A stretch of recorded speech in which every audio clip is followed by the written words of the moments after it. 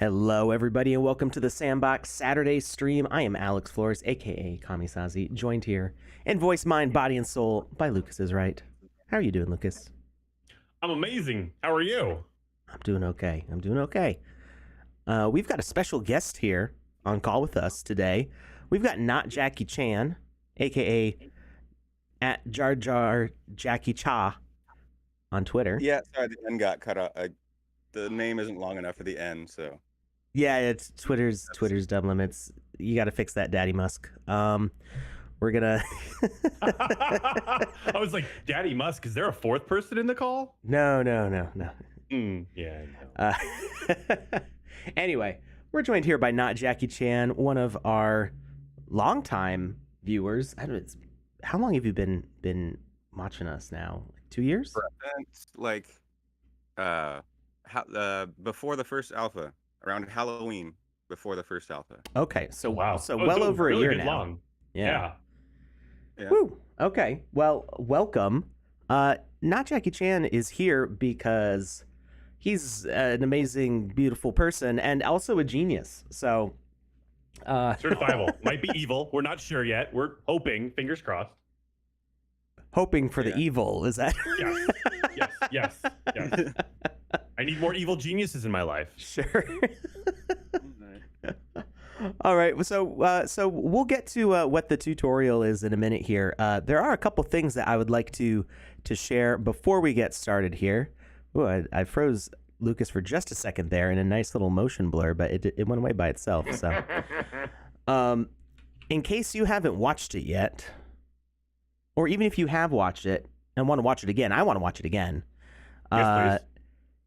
The Sandbox finally unveiled the full teaser video for Game Maker 0.8, and boom, woo-wee, it is So wild. Hot. It's hot. All right, we're gonna pull this video up here real quick. 1 second while I get this up on the screen. We're just gonna watch this for a minute here, and Lucas first. It's every time I mess with Chrome, it happens. It happens. It's cool. It's cool. I started smiling more to prepare for when it happens, so that when I get frozen, it doesn't Your look face is like gonna I'm get stuck like seeing a that. ghost. Yeah. All right, you should try crossing your eyes more often and doing like weird things with your eyebrows and seeing if you get stuck that way. That'll be fun. All right, Pat myself on the back. Let's check this video out.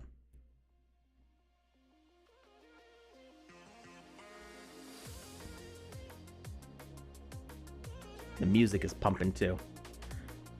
So what we're seeing here is multiplayer gameplay with moving objects. That's insane.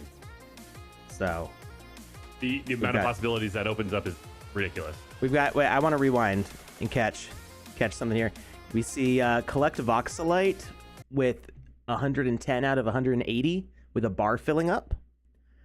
So I don't know if we've got competitive Voxelite collection, like a versus, or potentially group collaborative collection. Maybe both. Possibly both. We'll see. We'll learn more as time goes on. And we also see the new sliding mechanic, which gets mentioned later on this video as well. Yeah, I was gonna say. Yeah. They're on their tuchus right there. So we got some big flashy like score points going up on the screen. Got dynamic lighting. That's a big one. Oh, we can actually tell if it's collaborative or not just by rewinding that video and watching it, because they're both in there collecting. Oh, maybe. Flashlights. Okay. Visual FX. I adore flashlights. I have like 50 of them. I'm not even kidding. This video crams so much into so little. We got fog. Here's the sliding. So we can start doing some cool like race sort of stuff. Swimming. That fog is fire. Swimming is basically flying too. Oh, Yeah. You could. That's a good point. We've already had some people on the team doing that. Codazine from Tempest Studios, I think, was the first one to demo it by making the whole world filled up with a totally clear block as it's technically water, but it lets you fly. I like it. Hey, Well, speaking Aaron, of Tempest so ingenuitive. Studios, in the chat here right now, Here we are. 0.8 when? It's very soon. Soon? It's very soon, TM. It's not even soon, TM. It's very soon, TM. Ooh, that's even sooner. Yeah, it's pretty soon. It's I don't know if I'm allowed to say this. I'm going to say it anyway. It's already starting to roll out for some of our bigger studios and stuff to do testing. So some teams outside the sandbox who are not allowed to talk about it. They're not allowed to talk about what they're doing, I guess. Are already testing it and giving their feedback and trying to make improvements before the full rollout. Escape Room Artist says, so what is not mentioned in the video, but mentioned in the Medium article is bigger. Oh, we're going to have to check that out in a second. There were a couple more things I wanted to point out here. So we've got the rolling objects, player interactions. Okay, so yeah, let's see what happens here. As they're scrolling down here, get 5 points. It goes up to 15. I guess you can't see who exactly is collecting. Yeah, because their paths overlap. It's kind of hard to tell. Yeah. I'm only seeing the 5 go up for the one that's in the ambassador outfit. Well, and at the end here you see 3, 2, 1. So this is obviously competitive here because there's positions for victory. But yeah, look at this. Look at that. I love when games do this. The first time I saw this in a game was Far Cry 2, which is Far Cry is one of my all-time favorite game series. And you talking about the stretching of the shadows? Yeah, the moving of the sun to show the passage of time. And yeah. Well, the stars aren't moving, so that's a little. They will. It's just they're moving so slowly we don't notice it in this short video. It's not how space works, but okay, yeah. But I do love this here. Just seeing those stretch out. That's just really cool. Seeing night to day transitions here. Yeah. And you can even see the moon. That's also not how space works, but it's also pretty cool. Seeing the moon getting knocked out there. Little bite-sized chunks being taken out of the moon. Yeah, the world is round, but the sandbox isn't. So, I just finished reading The Dawn Treader to my daughter night before last. And did you like it?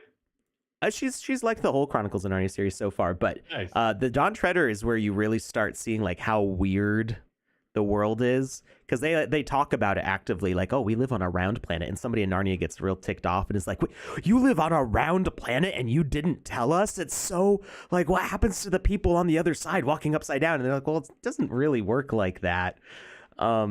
And then they get to the edge of the world and it's like a wave like ascending into the sky with mountains behind it, and that's the end of the world.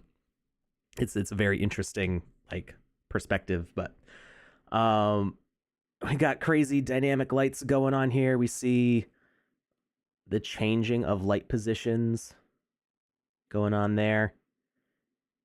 We see glowing, like this area up here above the middle. This cave would typically be all dark in 0.7. And we're seeing big changes in the light. Is Sandbox VR compatible? Not yet, and it's not immediately on the roadmap. The kind of games that we're trying to develop are not really VR compatible. And some people could make VR experiences, but it would be very different from the other content. So you would be like goggles on, goggles off, goggles on, goggles off if you're playing through the sandbox a lot. So most of what we're making, most of the tools that we're developing for creators are not focused on VR content. And while you can just shove something into first-person perspective and throw on some VR goggles, and people have played the sandbox in VR by, you can do like computer displays in VR, but it's not the same. It's like sitting in front of your computer looking at your monitor, kind of. Yeah. Making something for VR is it's not just like a toggle switch. It's to address like motion sickness and stuff. It's a very specific development pipeline of itself. So it's not something we're immediately working towards. It is something that is possible in the future, as many things are possible, but is not really the Sandbox's focus. We got full screen shader effects to do some unique storytelling stuff. What else we got going on here? That's so cool. This scene is just beautiful with all these dynamic lights going on. Here we've got super dark environments. So we're seeing potentially something from The Walking Dead here. We can do some horror stuff. Yep, I think you're right. I think you told me, Sean. Did you? Where? No, I'm just saying it. Oh, but I recognize I was like, I'm looking at the same screen. I missed it. I was lying. All right. Yeah. Super excited for all that. We got these beautiful snow effects here going on. Oh wow. Yeah. Yeah, and we've seen Lululand do something like this by doing voxel animations. If this is 0.8, can you imagine 1.4? No, I can't. I literally cannot do that. I will not. I refuse. So Lululand's done a similar effect with voxels. So what they did was really pretty, but it is much more aggressive snow. So this is more of like a subtle, because this is a shader effect here. And then we've got whatever this is. You go into the TV. I don't know what's going on here. This is wild. This is wild. Like outer limits stuff right there. Yeah.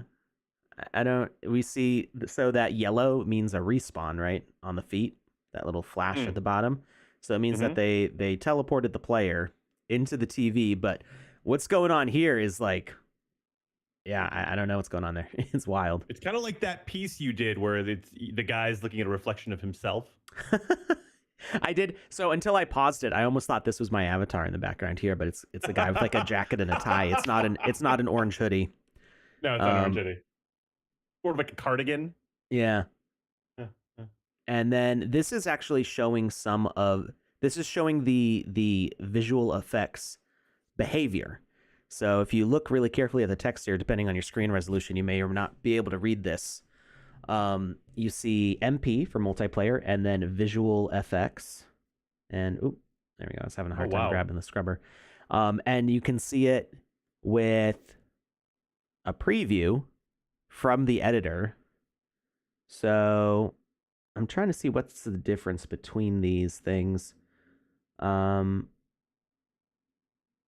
One's metallic and one's a light emission. Well, I think this is like viewing it like less intrusively. So this is like some sort of preview before the glow, or maybe it's just showing different attributes of it. That's what I was thinking. It's the same type of it, or it's the same asset with different attributes turned on. Yeah, in my opinion. I don't know though. So here we can see it says water shield as the visual effect, which so this spherical. Yeah, I know. It's like, what is this? Shouldn't this be squares? I don't know. Yeah, but we've got.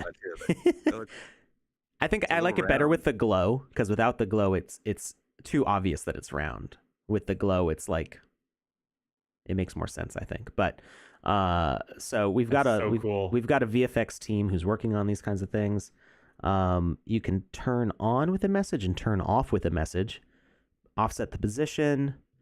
So yeah, the preview of the behavior panel is different here. So this one says global scale, particles count, main color. And I'm seeing 4 values, which to me indicates that it's not just RGB, but also there's an alpha aspect to it. So you could maybe make this transparent. And who knows what else is going on here, because there's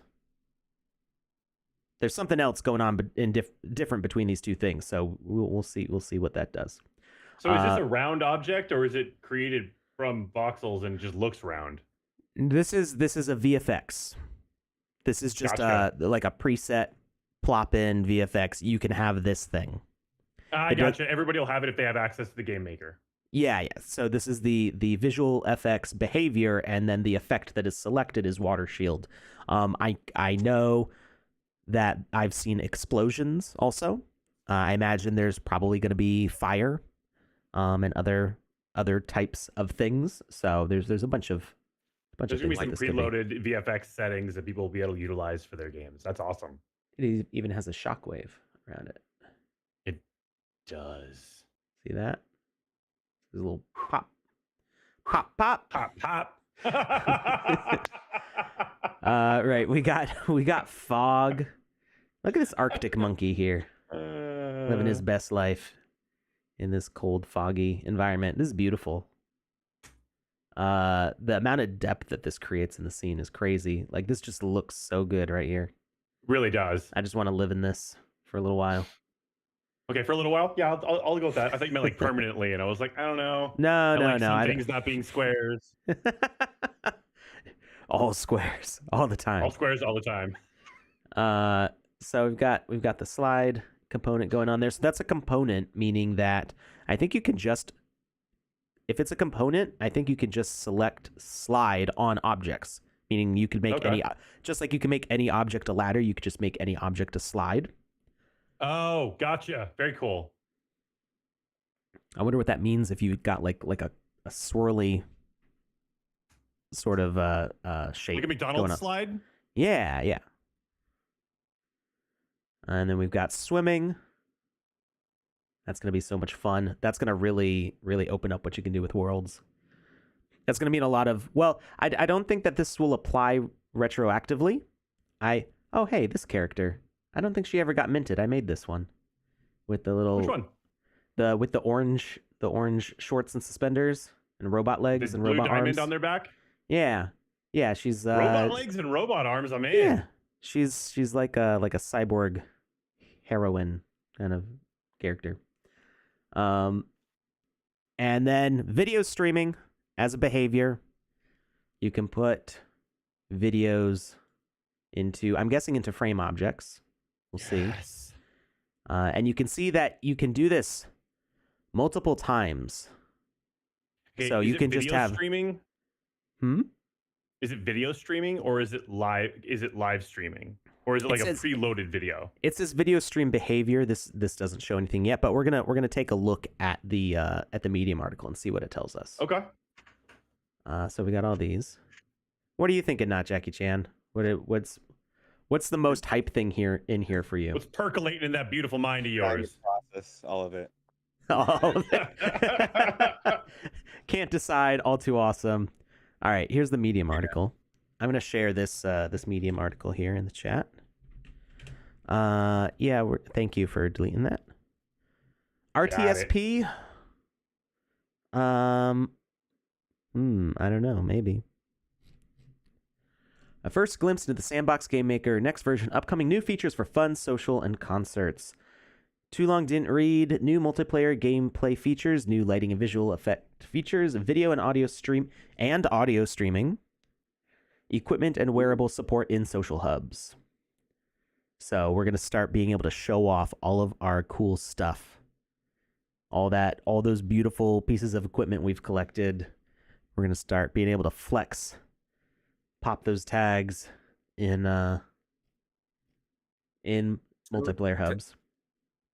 To add sound, your own like custom sounds, do you know how that will work in the future? So I've kind of kept myself, I've been busy with other stuff, so I have access to 0.8 and I just haven't tried it out yet.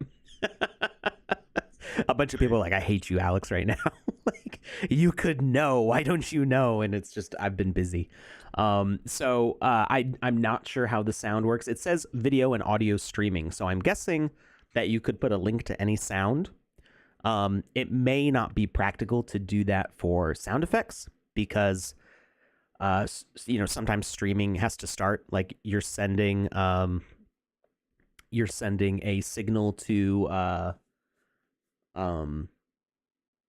server saying, okay, deliver this audio file. And if you're doing that with like a 3-minute song, then the 1 to 2 seconds of delay to start it up is one thing. If you're doing it with a sound effect where you need like an explosion, that's gonna be that time delay is going to be a bigger difference. So I don't know if the audio streaming is going to like pre-cache and then maybe you could play it on demand instantly for a sound effect. I'm not sure, so we'll have to see. Tom Voxel says, Alex, let's try it together on stream. I don't know that I'm allowed to show 0.8 on stream yet. Somebody, I saw Andy Ritchie on Twitter asking Seb, calling out Seb with a tag on Twitter saying, hey, can I show this on stream? So I don't know, maybe Seb will say yes. We'll have to keep an eye on that.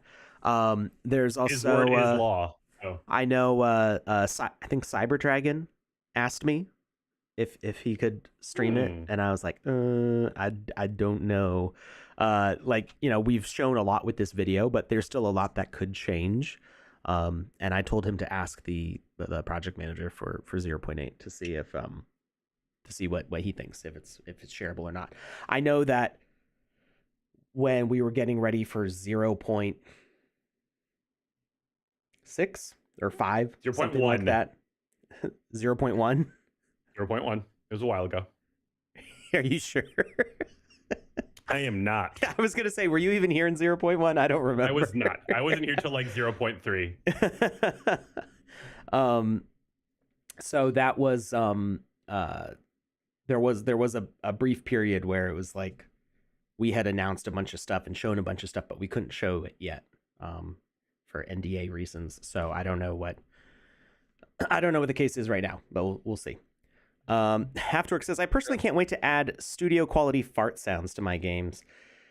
I was legit just thinking that. I'm not even kidding around. I don't know whether to be disgusted or impressed. Lozen with Tempest Studios is like, write that down. She's a the gem. Electronics says, you and Lozen. That's right. Absolutely. Does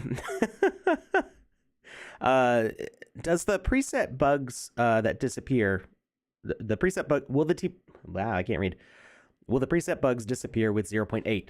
I believe so, yes. The issue with the presets disappearing right now is that 0.7 is trying to update your library live, and when it calls out to the dashboard saying, hey, are there any new assets from like the wish list or from uploads for me to add to the library, it confuses the preset system and they lose their names and it gets filled in with like an asset ID. Oh. And they still kind of work, but it can be very confusing. If you save and exit and come back, I think the preset names are restored, but sometimes there's weird stuff that happens. So this is a bug that's already been fixed in 0.8, I'm pretty sure. From what I've been told, it should be working correctly in 0.8. All right, so we got multiplayer gaming. Enriched multiplayer gaming features players will be able to compete with each other, survive together, and interact in brand new ways. From multiplayer races to parkour and obstacle courses, creators will have a chance to offer action-packed experiences to the players for brand new ways to engage. So this multiplayer update does not include PvP yet. Just throwing that out there. You'll notice that there's no health bars, but you know you'll be able to do a lot more with a parkour race now, right? It's not just going to be a static environment. It's going to be synchronized. Socialization and expression. Oh, go ahead. You can just make your friends and enemies now, so that when combat's ready, you know who you're going to battle with. Exactly. Yeah. You know, whoever can beat you, make sure that they're on your team. Yeah. And the ones that you beat easily, those are your sworn enemies.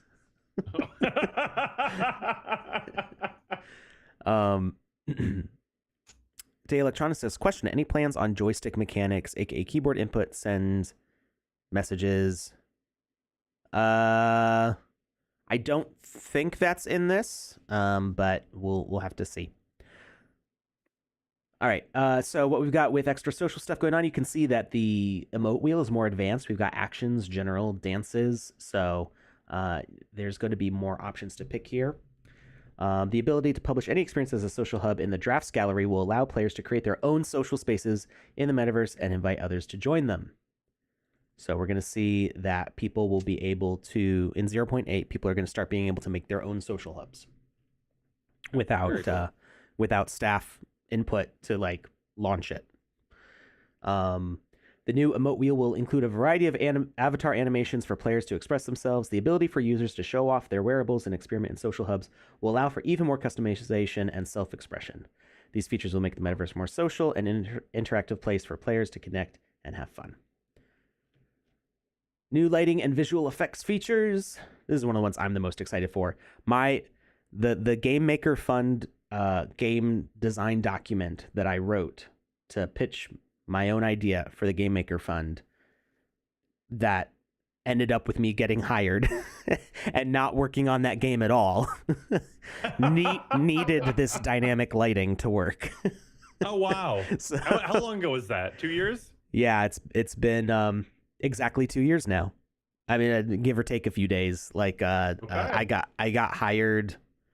It was either December of 2019 or January of 2020, something like that. I started off the pandemic having just started a full-time job remote, which was very fortunate for me because I know it was very stressful to watch, other people not be able to work. I'm sure it was more stressful for them than it was for me. But yeah, that's how I will always be able to remember that. I started off 2020 going like, yes, job, and then oh no, everything's burning. Yeah. New feature will allow for more immersive experiences, especially for virtual concerts and other forms of interactions, making the metaverse a destination to network and socialize with people from all over the world. These upcoming lighting features will include the following: point lights and spotlights. So a point light is like a light bulb in a room. You just put it in a space and it balloons out. And a spotlight is light that is pointed at a location, like a flashlight. That's the difference. Or, like a spotlight.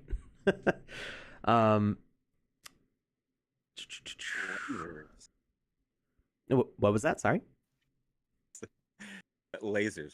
Will there be lasers? Ooh, lasers. I don't know. We'll have to see what the spotlight point settings light would are. be able to, yeah. Typically, It's like so an in extreme spotlight. yeah, most light tools that I've seen for spotlights let you control the angle, whether it's like a 45-degree spotlight or like a 1-degree spotlight. The thing with the laser is oftentimes, now in real life you don't usually see lasers through the air unless you've put like fog or some sort of particles in the room. Some sort of dirt particles are floating around. So I don't know if the spotlights in the game, it doesn't look like they cast a glow through the air based on the screenshots or the previews that we're seeing here. So my guess is that you wouldn't see like a laser beam, although you could potentially do like a laser point at something. But we do, you can always do like a glowing voxel line, which is what we've been doing for lasers. And I think that usually works fine. Yeah. The thing with lasers, they don't really cast. The thing that makes them lasers is that it's like an aligned beam. It's not creating a lot of glow around it. So you wouldn't typically see that much change in the dynamic lighting with the laser anyway. Hey, Alex, I What's got a question. I've already answered it, but I want to make sure everybody hears the answer. Sure. From Clan Kirsch over on Twitch, he asks, will these lights be available as part of the Game Maker, or will they have to be purchased? From all I can tell, these are behaviors. So if you look at the screens here, I can't really zoom in on this. It's a light behavior. So this is not a purchased item. So while, like I was just saying with lasers, you may still need to make those out of voxels. So things that we've seen, and you can actually see them in these videos as well, when it gets to the kind of concert looking section, or you can see these purple beams in the background, right there. And does this one have? Here we go. You see all these beams. So actually, I own this asset also. This was a very rare. I think there was only like 20 copies of it minted, and it's like a thing? It was for the music concerts NFT event. Gotcha.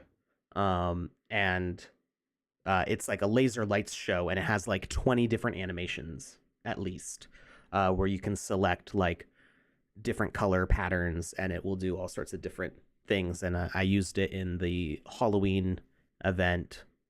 Well, I don't. Half Dork might remember it. I think we used it in Belfagor's Ball, and then the Halloween event we did the year before. I know that I used it for the concert show.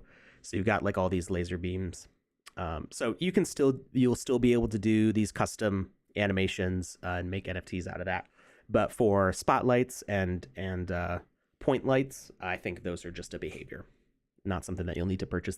Those are kind of like a fundamentally needed thing for dynamic lighting that should be free for everybody to use, I think. Another question, and we kind of touched on this at the beginning, but it is a pretty important one. The question is, sorry, lost my place. Will there be experiences where you can team with other players to complete quests? So they do mention here, where is it? We read it. Players will be able to compete with each other, survive together, and interact in brand new ways.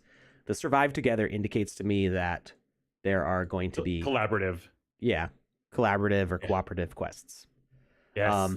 Just the way these things are working, I can already think of ways that you could make collaborative stuff. So having this kind of stuff go on should mean that certain messages could be sent server side. So the way single player or even multiplayer works right now in 0.7 is that the majority of messages sent are only sent on your local client.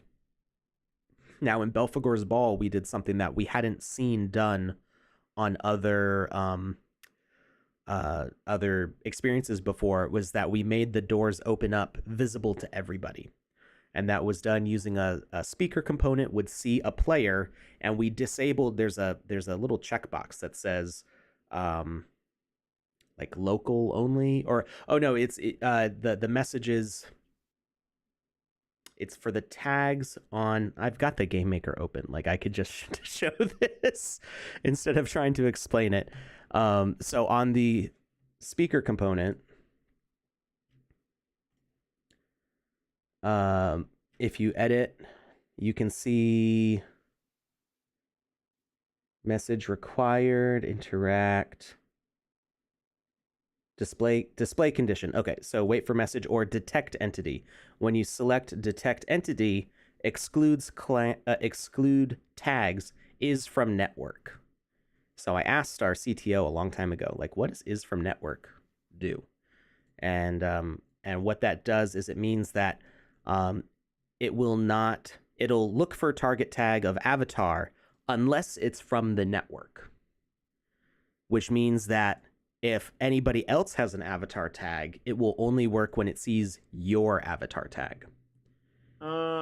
So all players have the avatar tag. So if you take off is from network on a multiplayer experience, then any avatar tag that is seen will set off this message, this detect entity, and then potentially speak message after spoken, activate or whatever.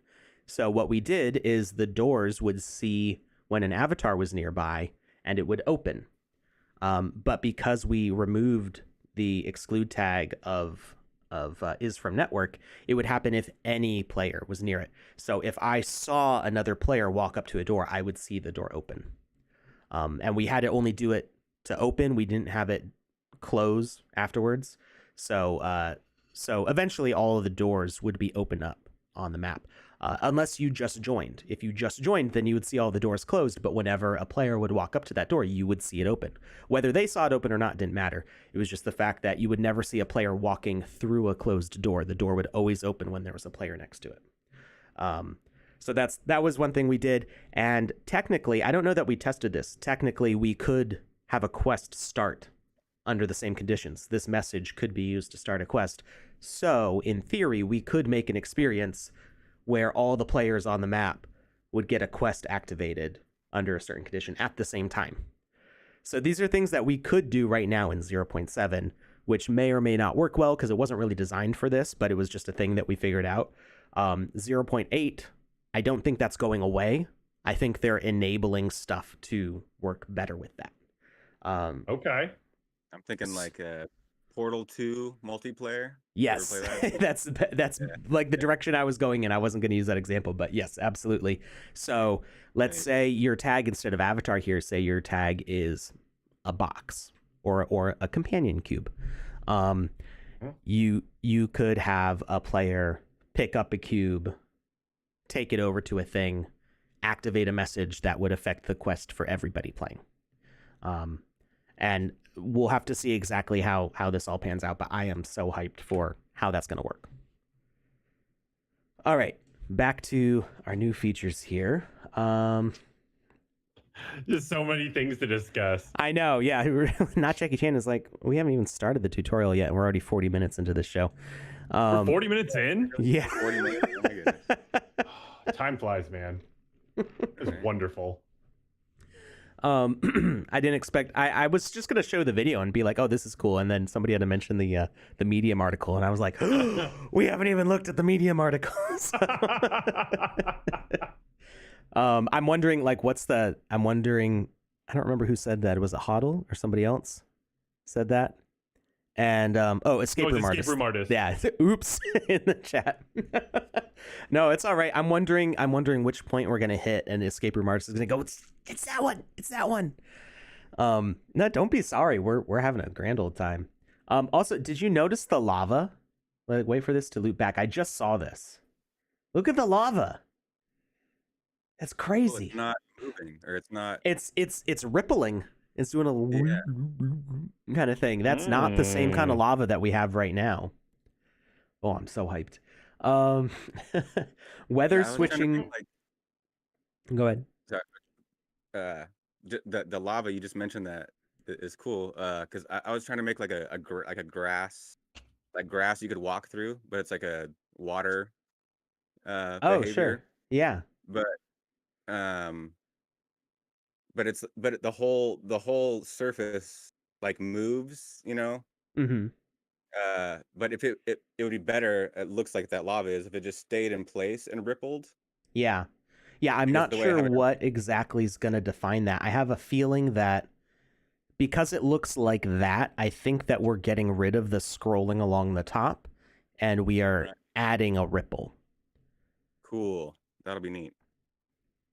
Any time frame on 0.8 release? It is very soon, TM. Very soon. Yes. All right. So we've been talking about lights and spotlights.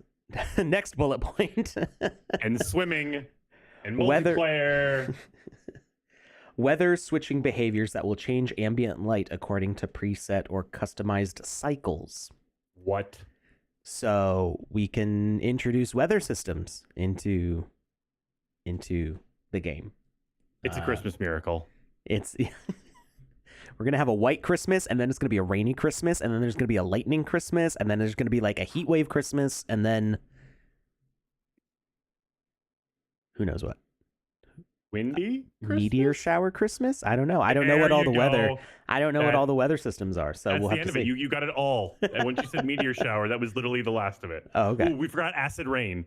Oh, acid rain and then lava done. Christmas. Acid rain, yes. Lava Christmas. There you go. Count on Tom Voxel. Post-processing effects that will affect camera behavior and be applied and synchronized to all your players in range. So if you want to like hotbox a room and make everybody start tripping out, that's how you do that. Wait. What does hotboxing mean to you? I would like a definition of this term. Okay, I feel so like it means a bunch of things. We're not talking farts. We're talking we're talking getting things a little green in a enclosed space. Gotcha. Okay, cool. Yeah. Just making sure. It's a collegiate hotbox, not a high school hotbox. Yeah. Thank you for the clarification. Much appreciated. Yeah, but I think so. Stuff like what you see here, with when the camera goes all trippy when you jump into the TV, you could potentially affect multiple players with that at the same time. And even more visual effects that include dozens of options. Dozens. That is at least 24. That's the bare minimum to count as dozens. Yes. Some of which are reactive to music. Oh. So I'm excited to see what that means. I'm excited to see what all this is about. This is specifically for stuff like Snoop Dogg season, where we're going to see concerts having visual effects tied into the music. Oh, okay. Yeah, that I was looking for an example in my head, and I can't believe I didn't think of that one. Yeah, just it's gonna be sweet. Video and audio streaming features will allow for more content and diversity in the metaverse, allowing for more engaging experiences and opening opportunities for viewing parties, IRL footage, and more. Okay, so that doesn't give us a lot of info, but it leaves it open to the imagination. It's leaving it open to a lot of imagination. Productivity and tool upgrades. In an effort to make building the metaverse a simple and streamlined process for all, we added features that allow our builders to use the Game Maker more efficiently. These include invisible and no collision scripting actors. Don't we already have that? I'm not sure what that means exactly. We'll have to see. Invisible and no collision scripting actors, quick access to the library menu, frequent used presets for lighting, effects, and weather, and more quality of life improvements. I want more details. I want to know what quality of life Escape Room Artist says, boom, this is what I was talking about. Yeah. So, I mean, we can see the invisible walls here. This is stuff that we can already do. So one of the things I'm not sure, I'm not 100% sure. This is something that I know that we were talking about in staff, something that we wanted. And I'm not sure if we're getting it with this, was basically where you could, instead of creating a preset, you could kind of like set up your object settings before placing it. Because right now the process is put down this car, click on the car, do all your settings. Maybe you can duplicate it. Oops, I just hid. I hit Windows D instead of Control D, and then everything just disappeared. That's Windows D shows the desktop, hides all your windows all at once, just in case you needed to do that. So Control D will duplicate it, and so I can do this. But what we would like to do is to be able to set up all these objects and then just keep on clicking and placing them with whatever we set up. So maybe that's one of the things they're talking about. We'll have to see what all those quality of life improvements are. Unlocking brand new possibilities. The above changes and more are coming to the sandbox in 2023. They will unlock a wide array of creativity and take us closer to creating a metaverse where the only limit is imagination. With these new features, it will be easier than ever to educate, advertise, tell stories, and more. New video and sound streaming will empower creators to provide more subtle puzzle clues, showcase their art and projects beyond the sandbox, and give players more feedback. New weather and lighting effects will set up a tone for the experience, allow ideas to be expressed through subtle clues, and immerse the player even further.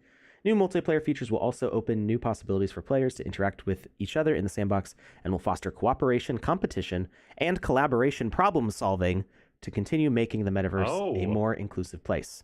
They're basically outright saying it. Oh, that would be awesome. Yeah, where's Escape Room Artist? Where are they right now? So, yeah. I'm sorry, I derailed your thoughts. Please continue. No, that was the end of the bullet point. It says start creating now. This is a call to action at the end. We all know where the game creator is. Or if you don't, if you're just joining us, Escape Room Artist says, I'm here. There you are. That one's for you. Void behavior needs send message.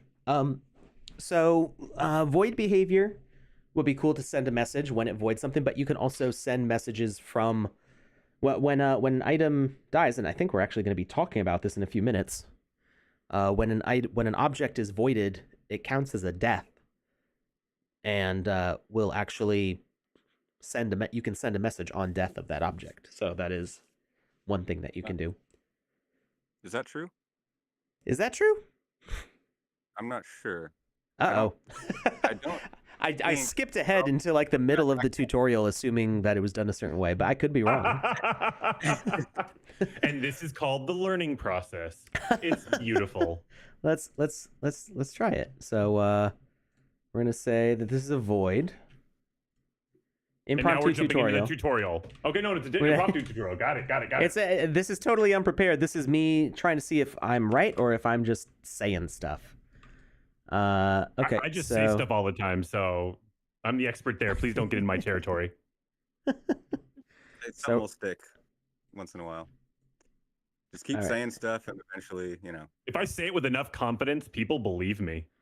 that's half the battle. Yep.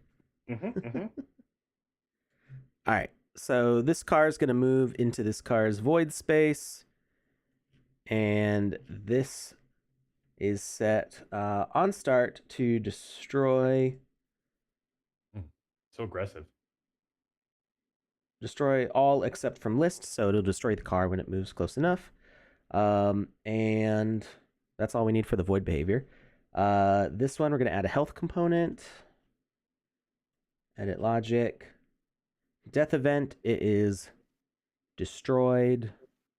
Actually, we could have it respawn. Reset. Instant death message. We've got a question in the chat that I'd like to answer when you have a second. Sure. What's the question? From Pickaxe Master over on Twitch. Question for the ambiance preset where you can change from night to day. Will it be possible to set it up to change day and night every 9 hours and send a message to spawn an NPC every 9 hours? I think they're wondering if they can set it up to change on like a time frame. Sure. Like I said earlier, I have not looked into the specifics of 0.8 that much. I have the access to. I would love to take time to do that. I've been busy this year setting up a company.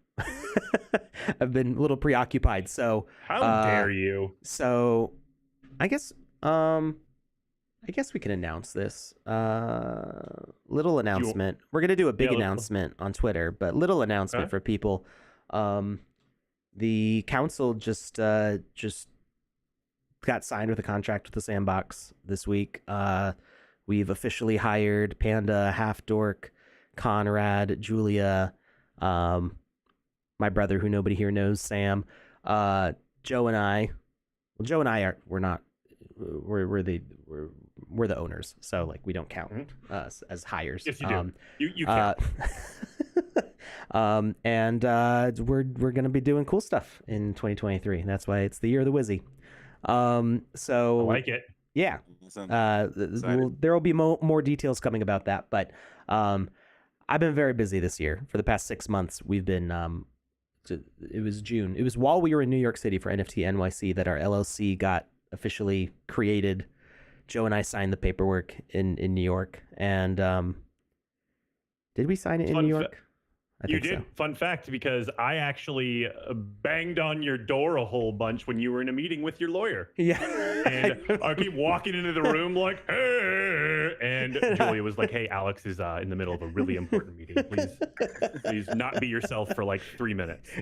And and when you got off the phone or when you got off the computer, you were like, well, I guess that's done. Yeah. So that was our LLC being created. This past week, the paperwork went through. So, we're not going to make this about that right now. There will be more about that later. But that's why I haven't been doing stuff with 0.8, because I've been busy figuring out how we're going to manage things, and it's been a very busy 6 months. All right. So, I'm good. Ask a busy person. Did I actually answer that question though? It was basically, I don't know. I don't remember what the question was. Setting a day-night cycle every 9 hours. So, you answered it and they responded. You basically said, I'm not sure. And they said, thank you for trying. Based on what it said in the Medium article, it sounds like you can program a cycle. So whether you can do 9 hours or not, I'm not sure. But the Medium article did indicate that you would be able to set some sort of cycle for weather, and I'm guessing weather and day-night are all kind of like in a similar setup. Cyberdragon's in the chat, and he says, yes, looping messages can change weather cycles and spawners. There you go. Thank you, Cyberdragon. I would say questions like this, Cyberdragon and Half Dork are going to be. I don't know how much time Half Dork spent in 0.8. He's spent more time than me because I told him to, and then I paid him to do it. So he better have. He did Any, but there might be some stuff that is under NDA. So I don't know. Actually, yeah, I don't know how much is not shareable about 0.8. That's why that question is up in the air. Like, can we stream it? I'm not sure. We'll see. Anyway, back to this. So we've got this car moving into this void space, and when this thing dies, we want it to send a message on death. We're going to say A1. And then it's going to reset. And then this car, I'm going to put this up in the air. We're going to make this a spawner. Asset spawner. And we're going to turn off its collision so we don't make stuff fly too much. No collision. This is going to be an insurance policy for the car here. We are going to have it spawn a coin every time the car gets destroyed. And we are going to say that the car has collisions plus gravity, or the coin has collisions plus gravity. And every time A1 gets said, he's going to spawn a coin. All right, let's see if this works. Oh, that car's moving. Use a default message? How could you? Because I'm saving my creative energy for when it's something important. Like when we have our conversation with you about what you created. Right. It's a limited resource. We got to conserve. But it didn't kill it? Oh, it killed me. It didn't kill the car? That's rude. Why is it not killing the car? Is it not getting close enough? It should be. It's in the space.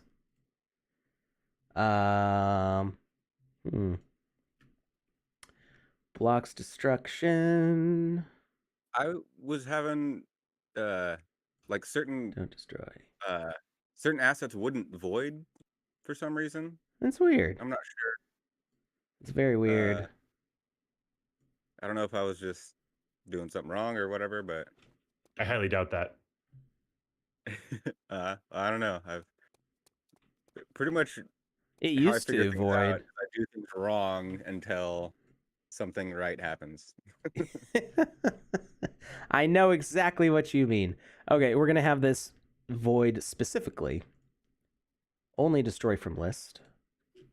And we're going to add the car to that list. Halfdork says voids have to be small, 1 by 1 by 1, to be consistent. What? Since when? I used to be able to void like the whole map. Void your whole map.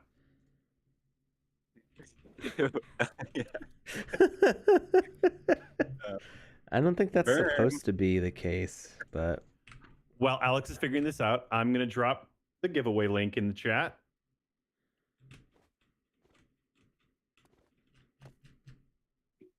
Why is it not Don't destroying mind the if car? I do. What the heck? Why? Why don't you do what you're supposed to do? 10 seconds. Today's giveaway is for a purple Wizzy hat, correct? Yes.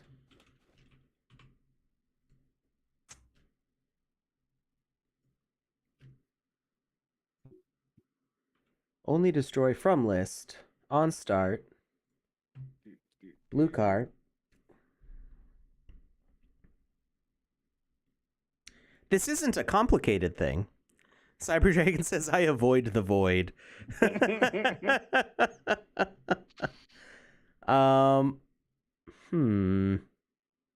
were we even doing this? I don't remember. I think we were trying to set up whether or not an object Make a being car voided. pickable and bring it to the void.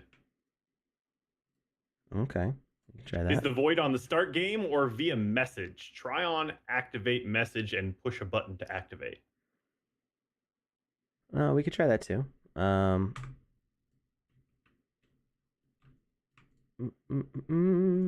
Because it definitely kills us on start. On receive message. The person who made that suggestion, their username was Nicholas Mage, and I think that's hysterical. I think it's funny that you don't like Nicolas Cage. I mean, Wait, I get it. He's the I devil. get it. He's the devil. It's okay. My wife doesn't like Nicolas Cage either, and I still married her. You know what? That's very kind of you. You don't like Nicolas Cage because he's competition. That's it, huh? Ooh. For being the Competition for devil. what? I'm For what being the for devil. what? Right? Oh. No, I'm just- I never even thought of that. I'm gonna need to do some serious reflection here after the show. oh, man. Oh wow, There can be only one, right? Jackie Chan hitting deep. Oh man. Okay. So let's activate this. Actually, I should have put a VFX for interaction to see if it would actually do it.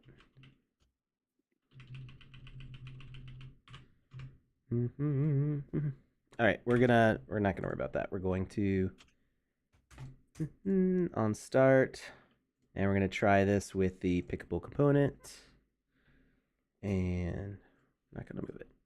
We're gonna just pick up this car as one does, and yeet. Did you just say yeet? And then it didn't go anywhere because there's still collision on the car. It didn't do anything because I'm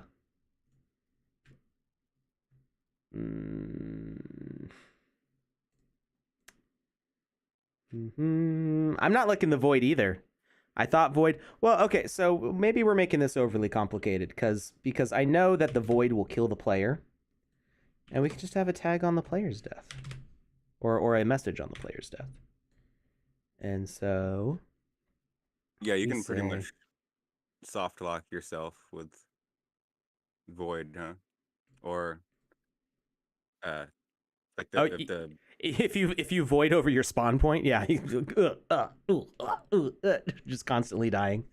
That would be fun to watch.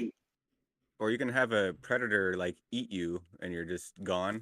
Like you just can't play anymore. A farmer. Yeah. Farmer. Oh, does it happen with the predator also? No, I'm probably thinking farmer. Yeah, if a farmer picks you up, then you disappear, but you could still run around with your footsteps, I think.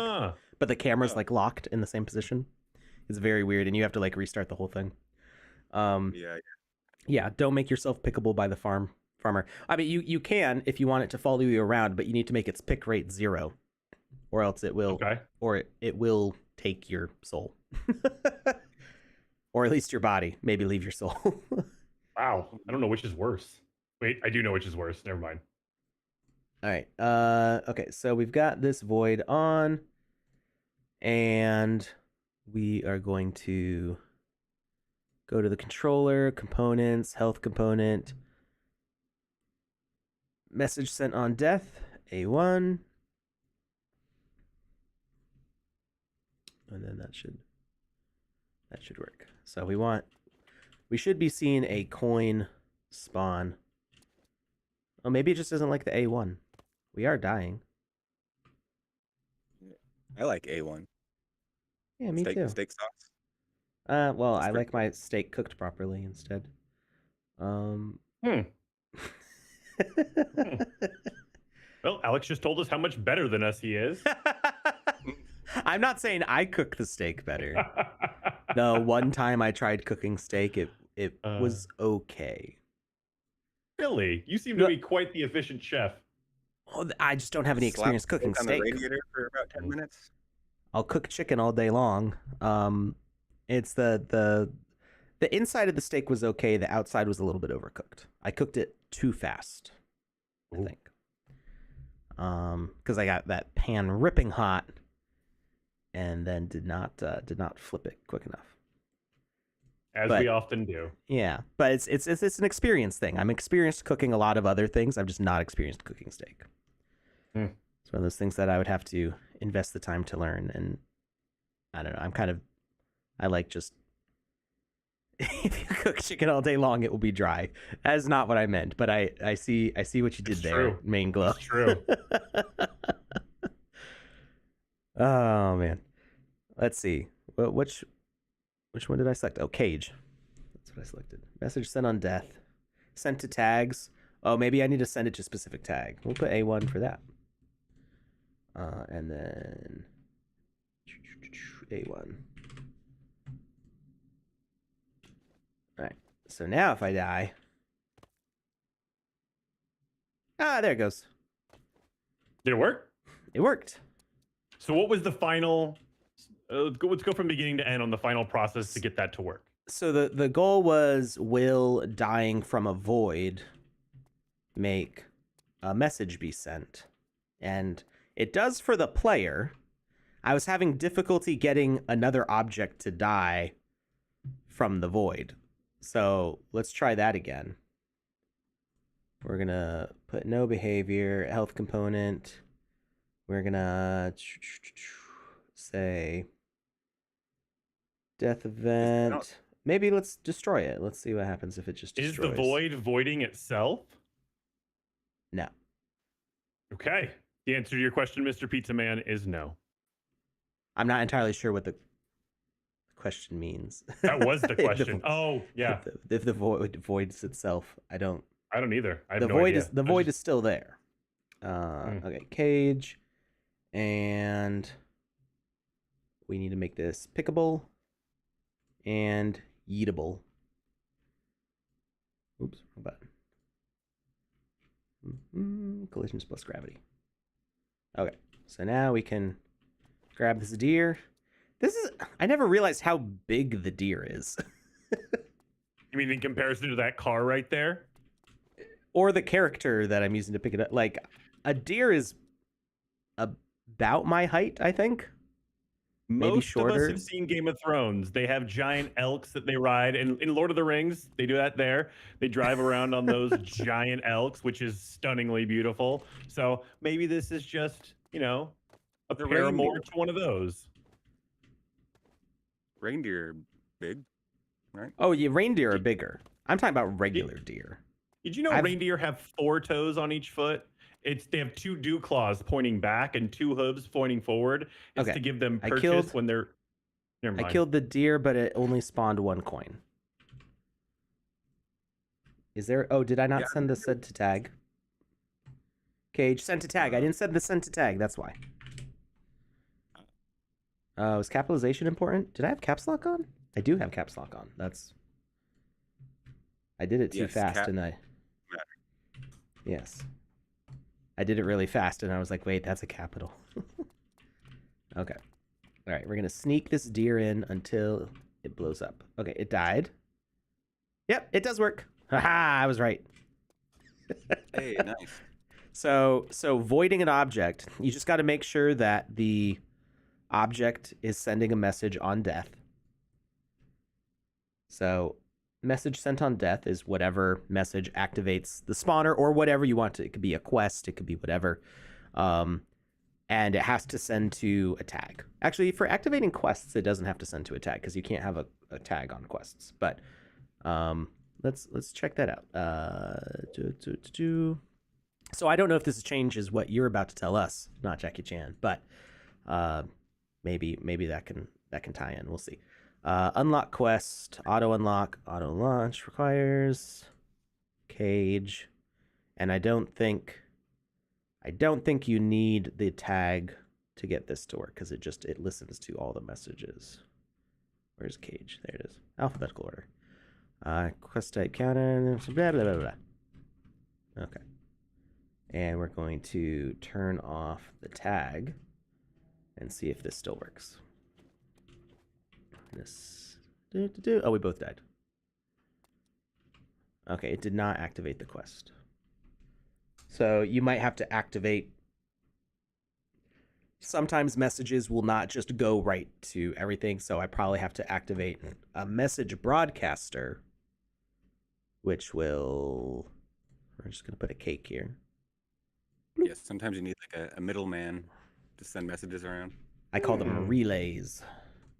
So we're going to say message broadcaster, and we're going to send the message, cage, edit logic, wait before broadcast, message is A1, And broadcast only once. True. Wait before broadcast. Wait. Oh no. A1 was the tag. But we're sending the message cage. We need to change what our quests start messages. So A2. This is going to send the message A2. When it receives the message cage, and it needs the tag A1, and this is going to send the message cage to A1. Now it should work, I think, to start that quest. And if it doesn't, we can try yelling at it. Hey, Often the quest works started. quite well. Hey, very cool. What All was right. that? What was that from? Or in relation That's the name of our quest. Oh, yes, I see it now. I was looking at the chat. I was very confused. I thought Alex had a stroke. That's cool. I never knew a void or being voided counted as a death. So that's cool. I thought it did because when you touch it, you die. Like it plays the death animation. Like that. Yeah. Okay. Huh. And now Cool. we can just kill ourselves over and over again to get lots and lots of money. It's a wouldn't it be great to be like immortal and have a life insurance policy? That's called insurance fraud, Alex, and it is not okay.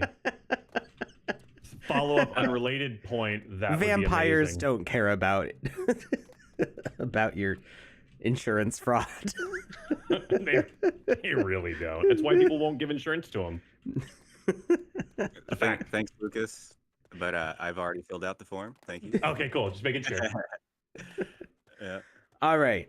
So that was not planned at all, us talking about that. What we're really here to talk about. I'm learning. What we're It's a really here party. for. Not Jackie Chan's been hanging out this whole time, very graciously lending us this hour and 10 minutes to get the show started with what we're here for. Welcome to the Sandbox stream. All right. Is that someone at your door, Alex? I don't think so.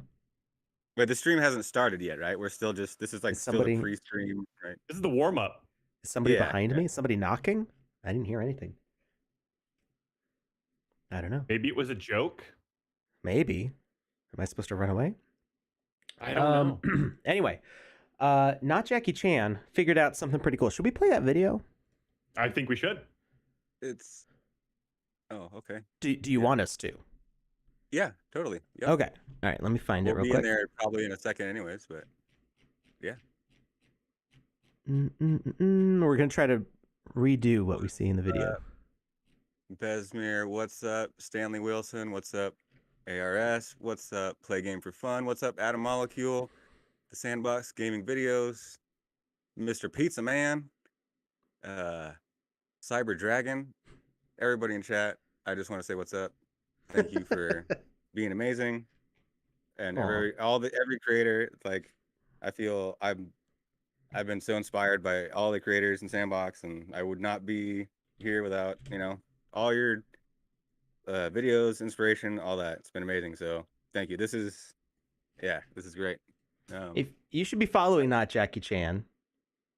I put that in the form. Oh, okay. Oh, nice. Yeah. So go follow not Jackie Chan, because you might get cool little tidbits like this. I've been like following this. Jackie Chan on Twitter for like a year, and Where's there's the been video? quite a few times that very interesting nuggets have crossed my desk because of the little things that he's dropped. I found it. I found the video. Nice. All right. Here we go. Oops. Wrong thing. Nice. Do we need to worry about the sound? Sound? Oh, no, probably not. Okay. So only those who possess an alpha fish may pass through the alpha gate. An alpha fish? Oh, or what? Alpha Sword. Sorry, Clownfish said that. Oh. I had a dyslexic moment there. I got so excited. I thought there was an alpha fish. I was not expecting that. I was expecting like alpha greaves or alpha shoes, but nope, you went alpha fish, and I'm just like whew, excited. And then you smashed it. So you drop the sword in that lava room, and then you say, "Yes, I've placed it in the chamber." I'm guessing that activates a behavior in there. Which did it get crushed? Is that what happened? Yeah, when you talk to the second one, it basically drops that big block down. Hey, hey, And now the hey. door opens. So, uh, I was saying this last stream, and Lucas told me not to feel dumb because it makes him mad. I get so angry. I will start screaming.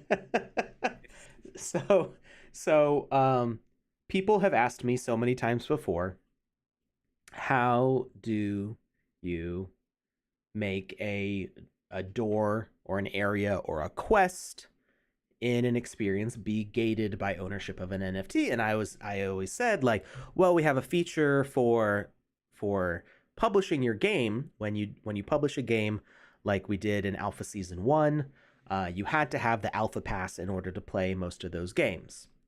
And in other experiences during Alpha Season 3, we had it be gated to ownership of, say, Bored Ape Yacht Club or a People of Crypto and other avatar NFTs. Ownership of those would unlock access to certain experiences. So what, and I always said, like, that's the feature that we have to get into the experience or not to get into the experience. That's what we're gating for. And I didn't think that it was possible to gate something within a game, like a portion of a game or a specific quest or something of that nature, gate that to ownership of an NFT. And not Jackie Chan's figured it out here. And technically, this has been, nothing changed in the Game Maker to allow this in the past year. Just none of us thought of it. And that's why we're like, go follow Not Jackie Chan right now, because you might get surprised by something amazing. If you want to try the level, it's on. Oh, we can just try it out. I was figuring we could like recreate it for the Saturday stream. Oh, sure. Ooh, music loud. I kind of stayed up all night adding a little thing to it. Okay. What page are we looking for here? Click. It's 432. 432. Page 432. Yeah, page, or maybe it's 433 now. Well, we'll find it. And there's no easy way to get there. You can start from the back or start from the front. Just click it away. Dead center. Yeah. I've developed a very fast click from playing some idle clickers before. I have a click program on my computer. If I just want to set something somewhere and just let it click. That's There called it is. cheating. Must have Alpha Sword. NFT Gate Yo by Jar Jar Jackie Chan Binks.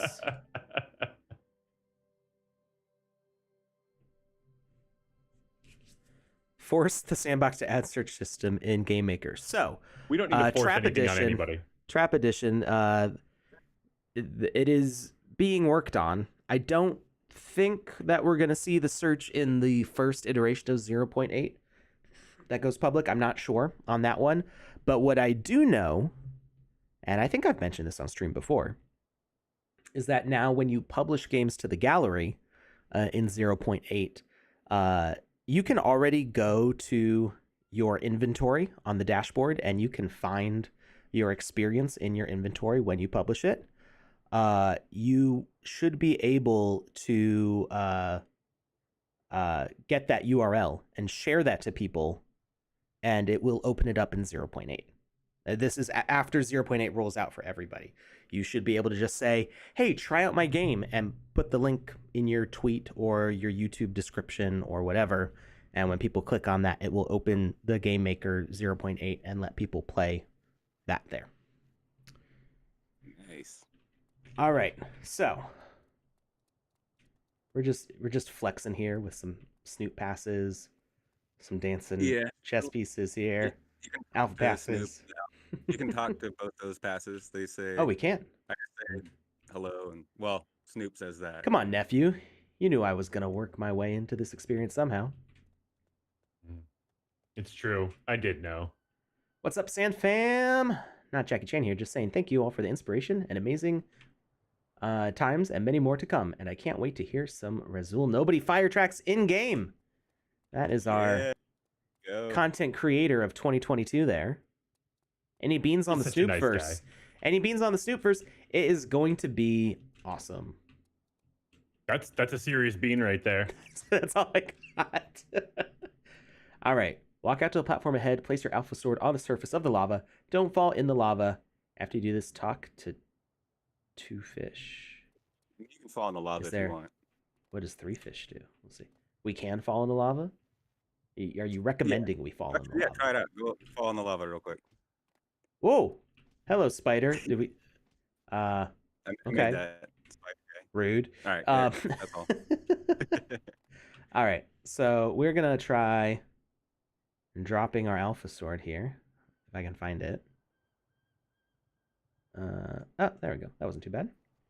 All right. We press the D button. Drop.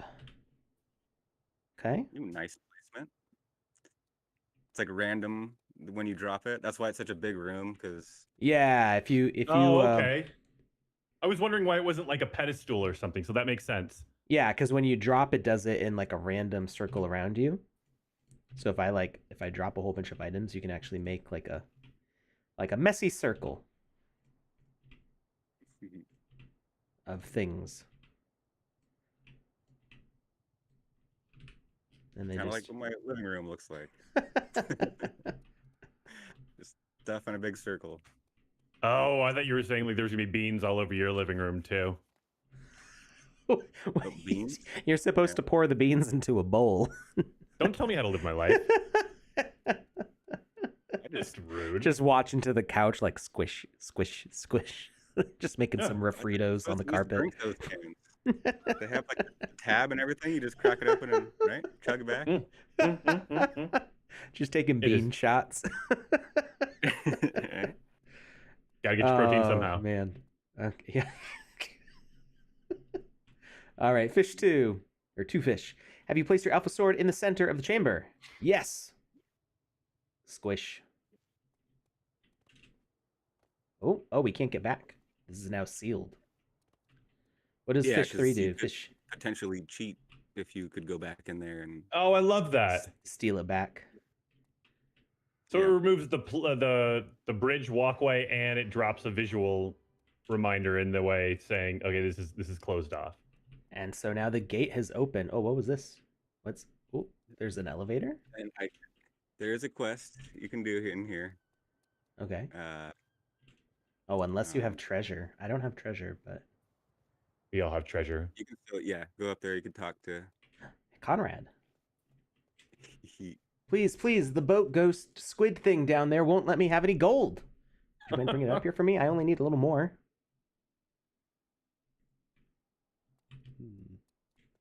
This is Gata Stau's altar. I like this one a lot. Oh, whoa! Ooh, what did I find? Nothing. Oh, no. What? Oh, I fell. You can deal. Ooh. Leave it to Alex.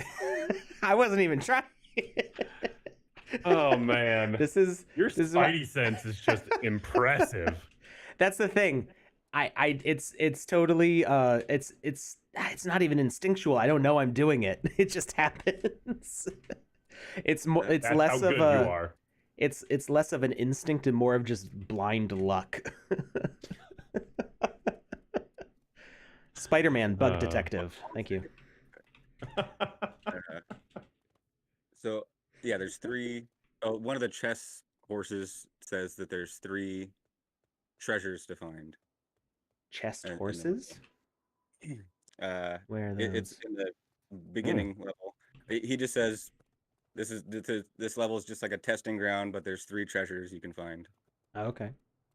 And I kind of added a bunch of stuff yesterday, and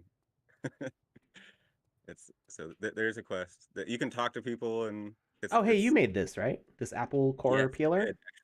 Yep. It's a very cool asset. Thank It's you, very thank you. satisfying seeing those apples peel.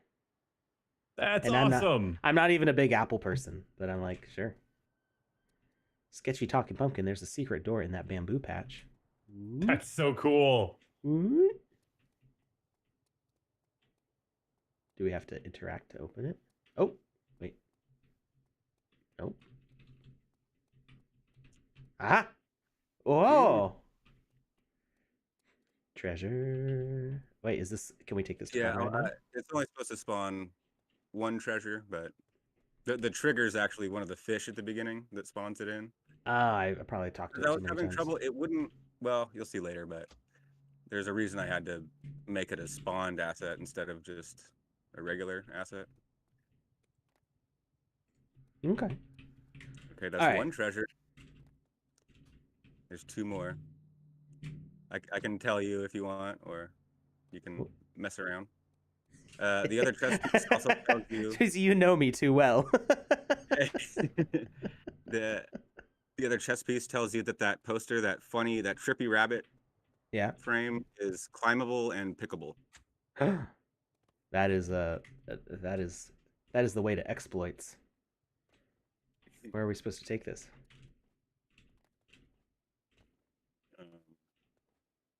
I could tell you. you don't have to give away all the secrets. I was actually wondering if we could if we could jump into the editor and try to recreate the opening for this, and maybe we can let people explore this on their own.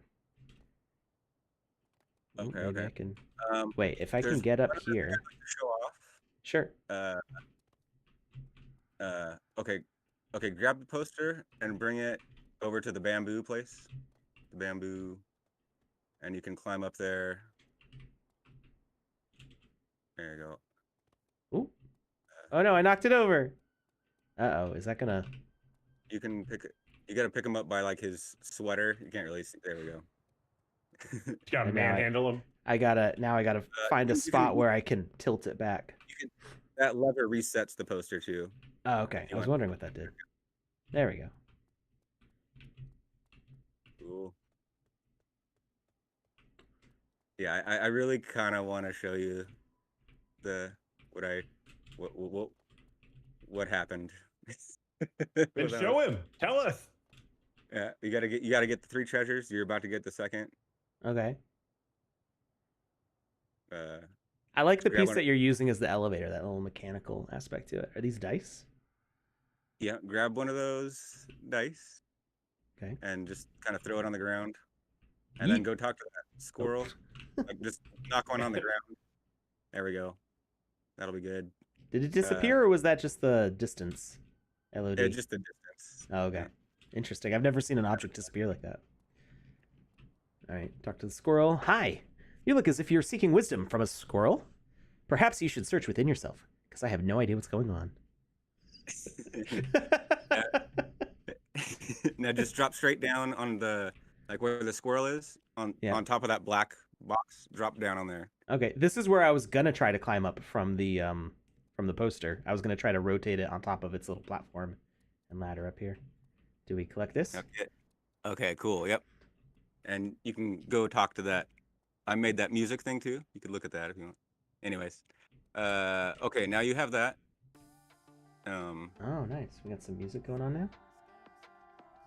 Oh yeah, it's the Sandbox thing. Nice. Okay, so now you have that in your inventory, and so now if you're stuck anywhere, you can just drop that on the ground and you'll respawn.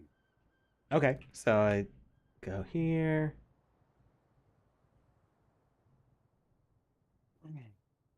Oh, weird. Oh, that's a bug. All of the items that I picked up off the ground after I dropped them show up in my local inventory now. Is that the bug you wanted him to see? No, that's just something I just discovered now. It's not related. Okay, cool. And then wait. Oh yeah. Where are we now? This is where you respawn. Is this purgatory? Hello. What? Follow that guy. There you go. Oh, okay. There we. Oh, yeah. I saw this earlier.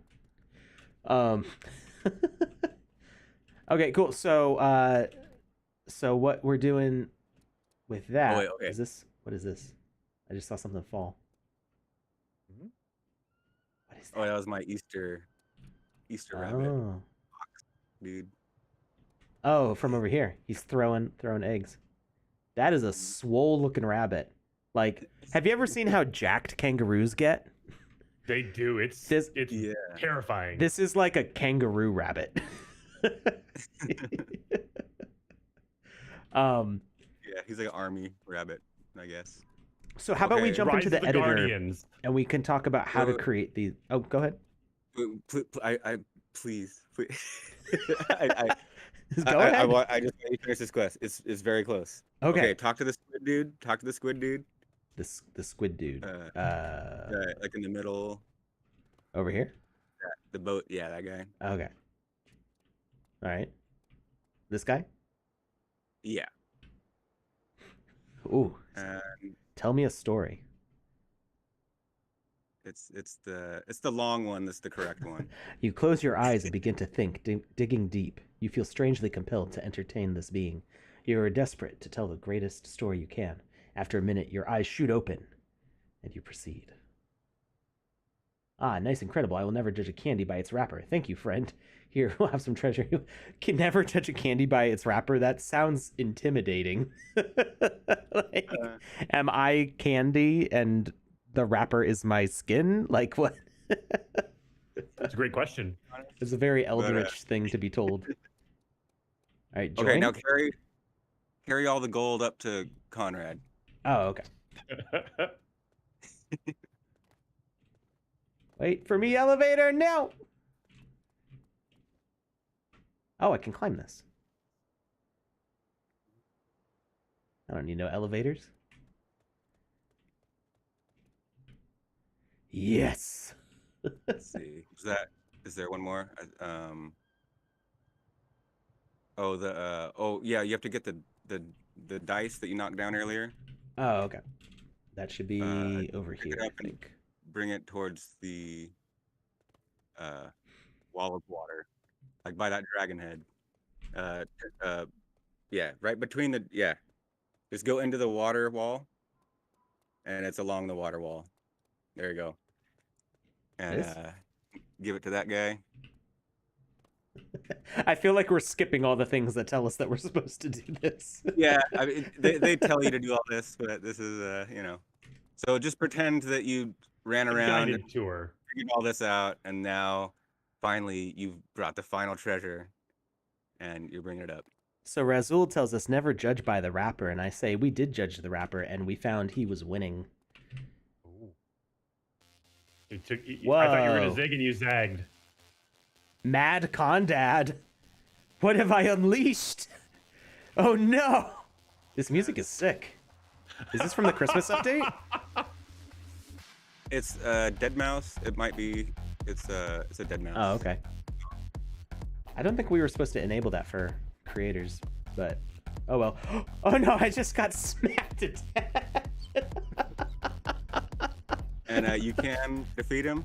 How do I get back to him? Did I go back up the elevator? He just squished you. Yeah, it was like I thought we had gone somewhere else. I didn't realize we were still right here. So we defeat him. Do we have to? Oh, those hands. You gonna catch them hands, Alex? I did catch them. They caught me. Ooh, squish. There's a quote, quick kill, but it's not super quick, but it's like a auto kill. You think, there we go. I can't get to him. Those hands pop up so fast.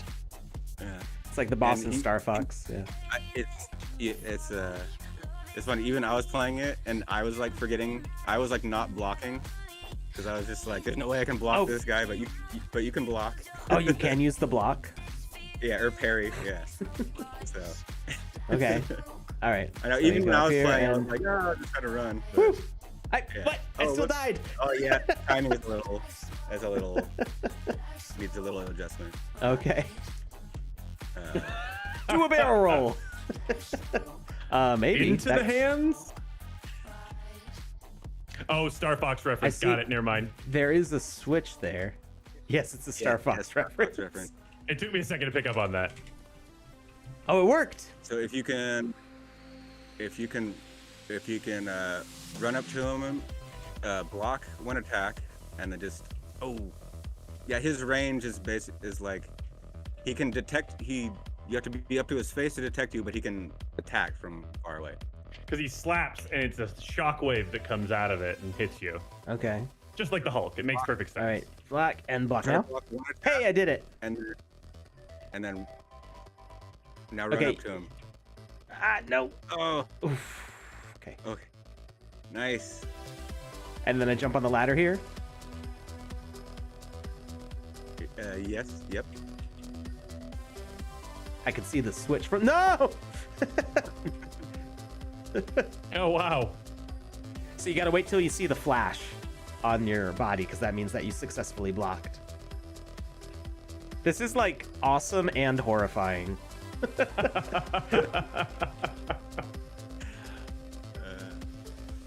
The only bit of criticism I will give is this: as you're going up his head, if his eyes were to focus on you, and he would, because that would make him go cross-eyed at one point, that would be stunningly amazing.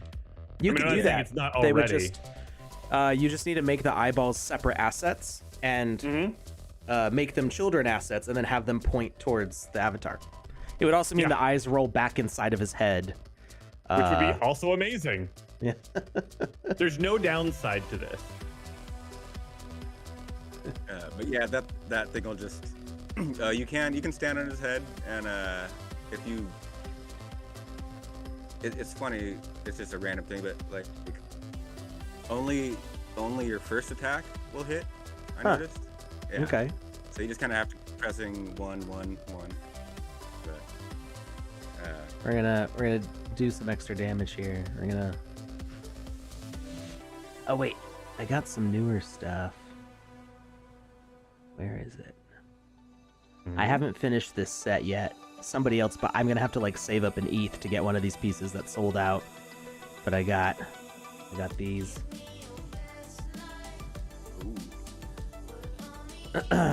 I was tempted to buy them back when sand was like $7, but it would have been like spending like $7,000 on each piece. They're like 800 sand each. I'm like, oh, but it's such a cool set though. Where's my sword? Oh, that's right. I don't have the Giant Slayer in my inventory anymore because it's in the council account. Lava. Oh. Yeah. I have to use this one. Yeah. I'm a dragon now. Whack. Whack. Whack. Whack. This car is super awesome too. This is I don't remember the name of the artist, but it was minted on the Sandstorm platform. yeah, Really super detailed vehicle. Ooh, I think that means we just killed him. We killed Mad Con Dad. Oh, it's sad and glad all at the same time. So you need a death animation for Mad Con Dad where he just kind of like blows apart into chunks. Yeah. I definitely I kind of this whole everything was done basically yesterday. Well done. Oh, we can kick it over. Yeah, that's kind of an interesting thing. That asset is like what am I gonna say? Normally, if you assign something as a melee enemy, and then try to make it physics and collisions, it won't let you. But if you set it to no behavior and set it to physics and collisions first, but then turn it into a melee enemy, it'll keep the. So it's probably whoever made that change was like, I'm gonna block people from doing this, but they didn't realize there's more than one way to go at it. Yeah. We outsmarted whoever whoever made that change that we didn't want. Whoopsie. It would not be the first time I've done something like that. There's actually one other slightly kind of cool thing. It's on the other side of the squid dude. There's the 4 wolves over there, actually. near there. 4 wolves in a default template. Yep. Or do we go to the switches here? Yes. You can reset the lever, or you can well, actually, Oops. reset the lever first. Oh, something just fell. So basically, I broke the it. lever there. Whoa! There we go. Yeah. What happened? What happened? Wow, that went far. Yeah, you can reset the tree right there too. Oh, that was awesome. And there's one cool thing about this. Like, see it falling. Oh, You we can can, launch ourselves. Yeah, I've I tried. see. You really launch yourself too much. You can launch things. It doesn't launch them as far as you would expect, but it's still okay. That's amazing. I'm too heavy. It's that armor. It's just so beefy. That head just said you need to go on a diet. Okay, let's see. Oh, so reset the lever one more time. Sure. Ooh. And then, okay, now look up at the sky before you press the tree lever. Okay. And now, and as it's falling, when it gets like halfway, press the lever again. And then when it starts falling again, just for the tree. Yeah, look at the tree okay. and as it's falling. Oh, does it amplify its speed? There we go. Yep. It's gonna keep on going faster and faster. Yep. Nice. There you go. And that'll. Will that launch me doing that? Not that much better. This is, you could probably figure this out from oh, I couldn't even get to the lever fast enough. This is the problem that we encountered in Maze Race or Race Maze. Where you would respawn from like falling or like touching the lava, but you were already moving, so if you didn't stop moving, when you'd respawn, you'd die twice. Oh, yeah. What are these creepy eyes? Hee hee.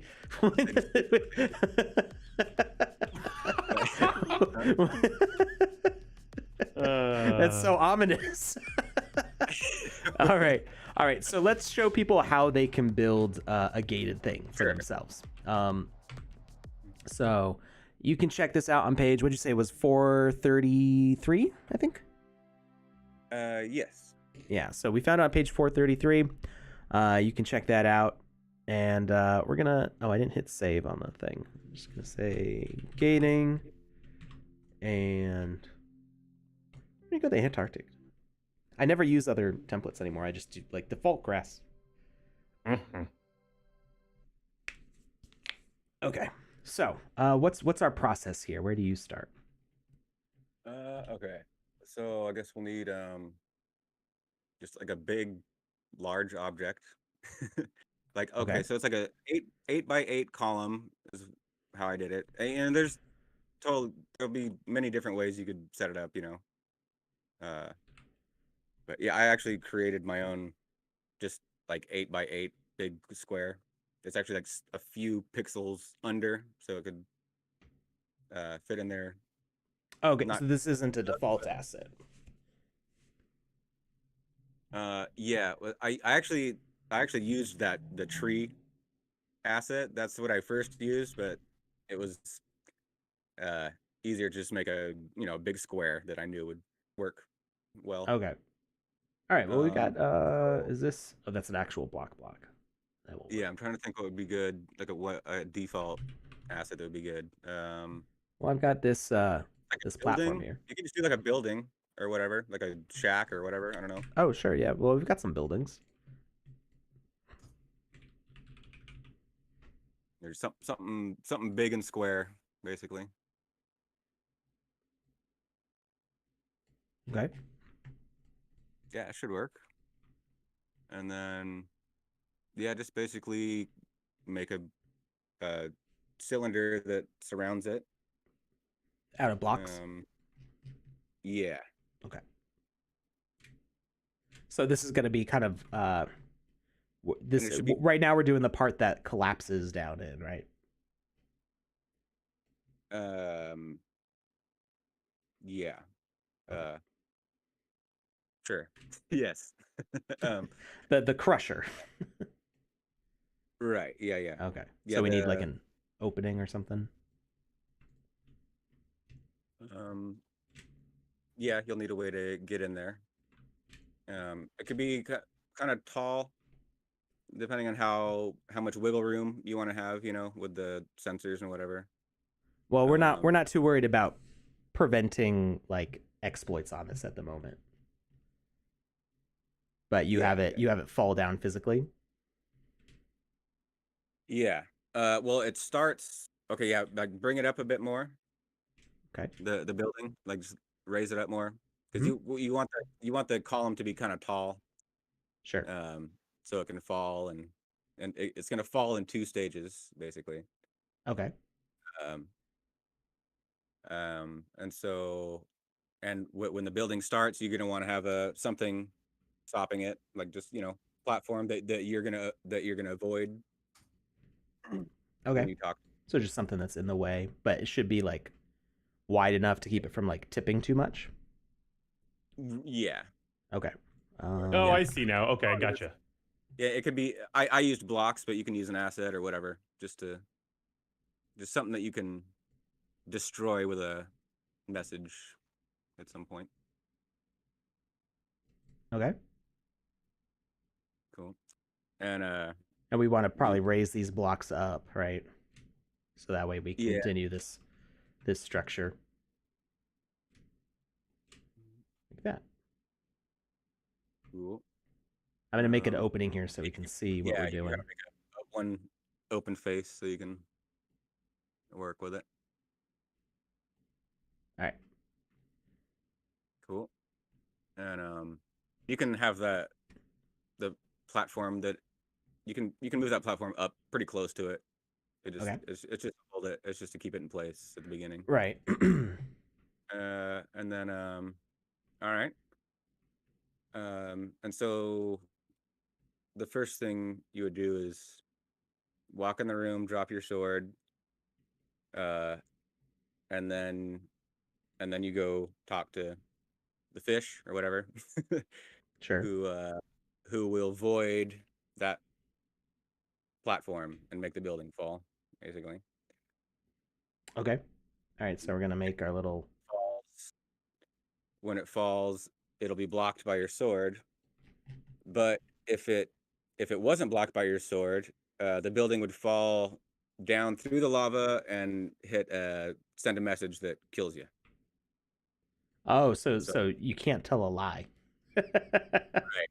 Yeah. Well, you can lie at first, but then the second time is when they call you on it.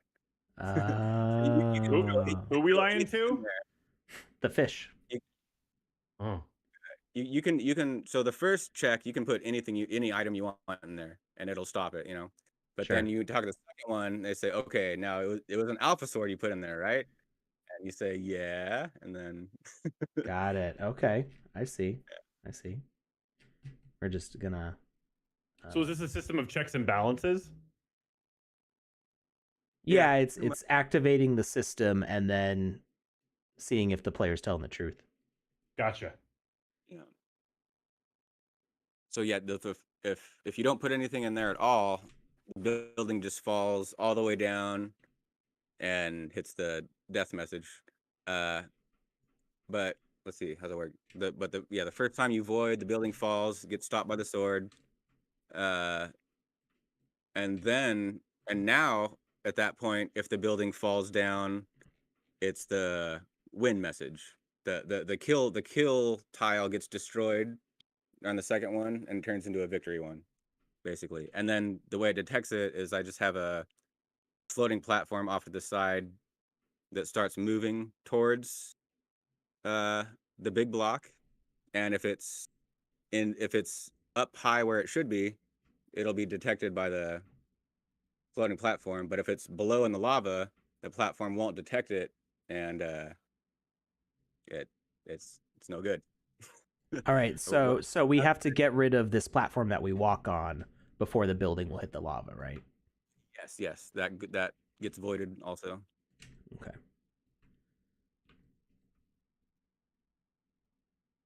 And right. yeah, it could be like water too, like maybe it's like a fairy pond or whatever. But I just We I like wouldn't want lava. Truth.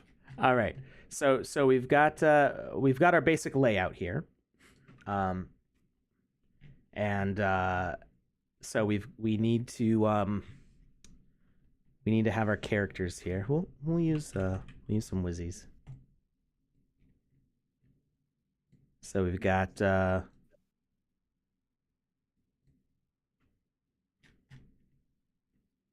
first thing we need to do here is make sure that this building has gravity, right? So it falls down. It's going to hit this platform. This thing needs a health component, right? Yes. Okay. So it dies when it hits the lava. Actually, I don't think it actually needs health component. It's there's different ways you could set it up. You could have either that have the tag and the thing at the bottom be the speaker, or that can be the speaker and the thing at the bottom's the tag. Oh, you have a speaker component sensing how close the building is to the bottom. Yeah, there's got it. So okay. At the bottom of the lava is at first it's a lose trigger, but then after the first one it'll be a victory trigger. Yeah. Okay. All right. So let's set up those triggers. So we need. This is so interesting. Like, I didn't think it was going to play out like this at all.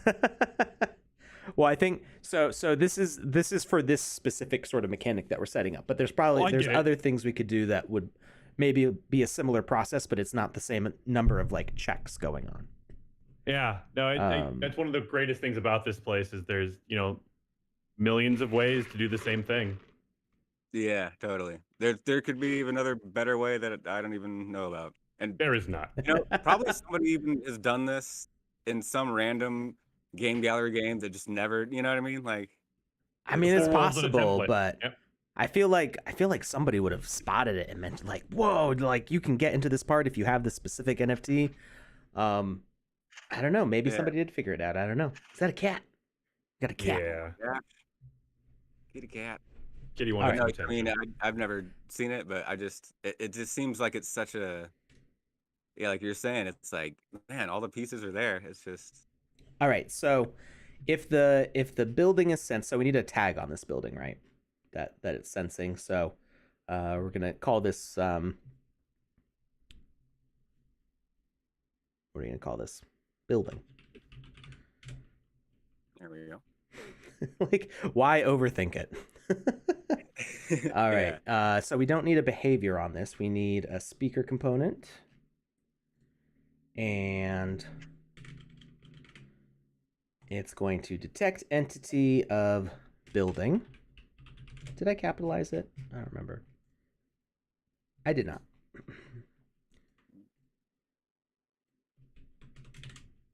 Okay, so it's got the building tag, and it's going to sense it, pretty close, right? Yeah, that sometimes one has trouble detecting anything. Okay, so 2. Yeah, that should be good.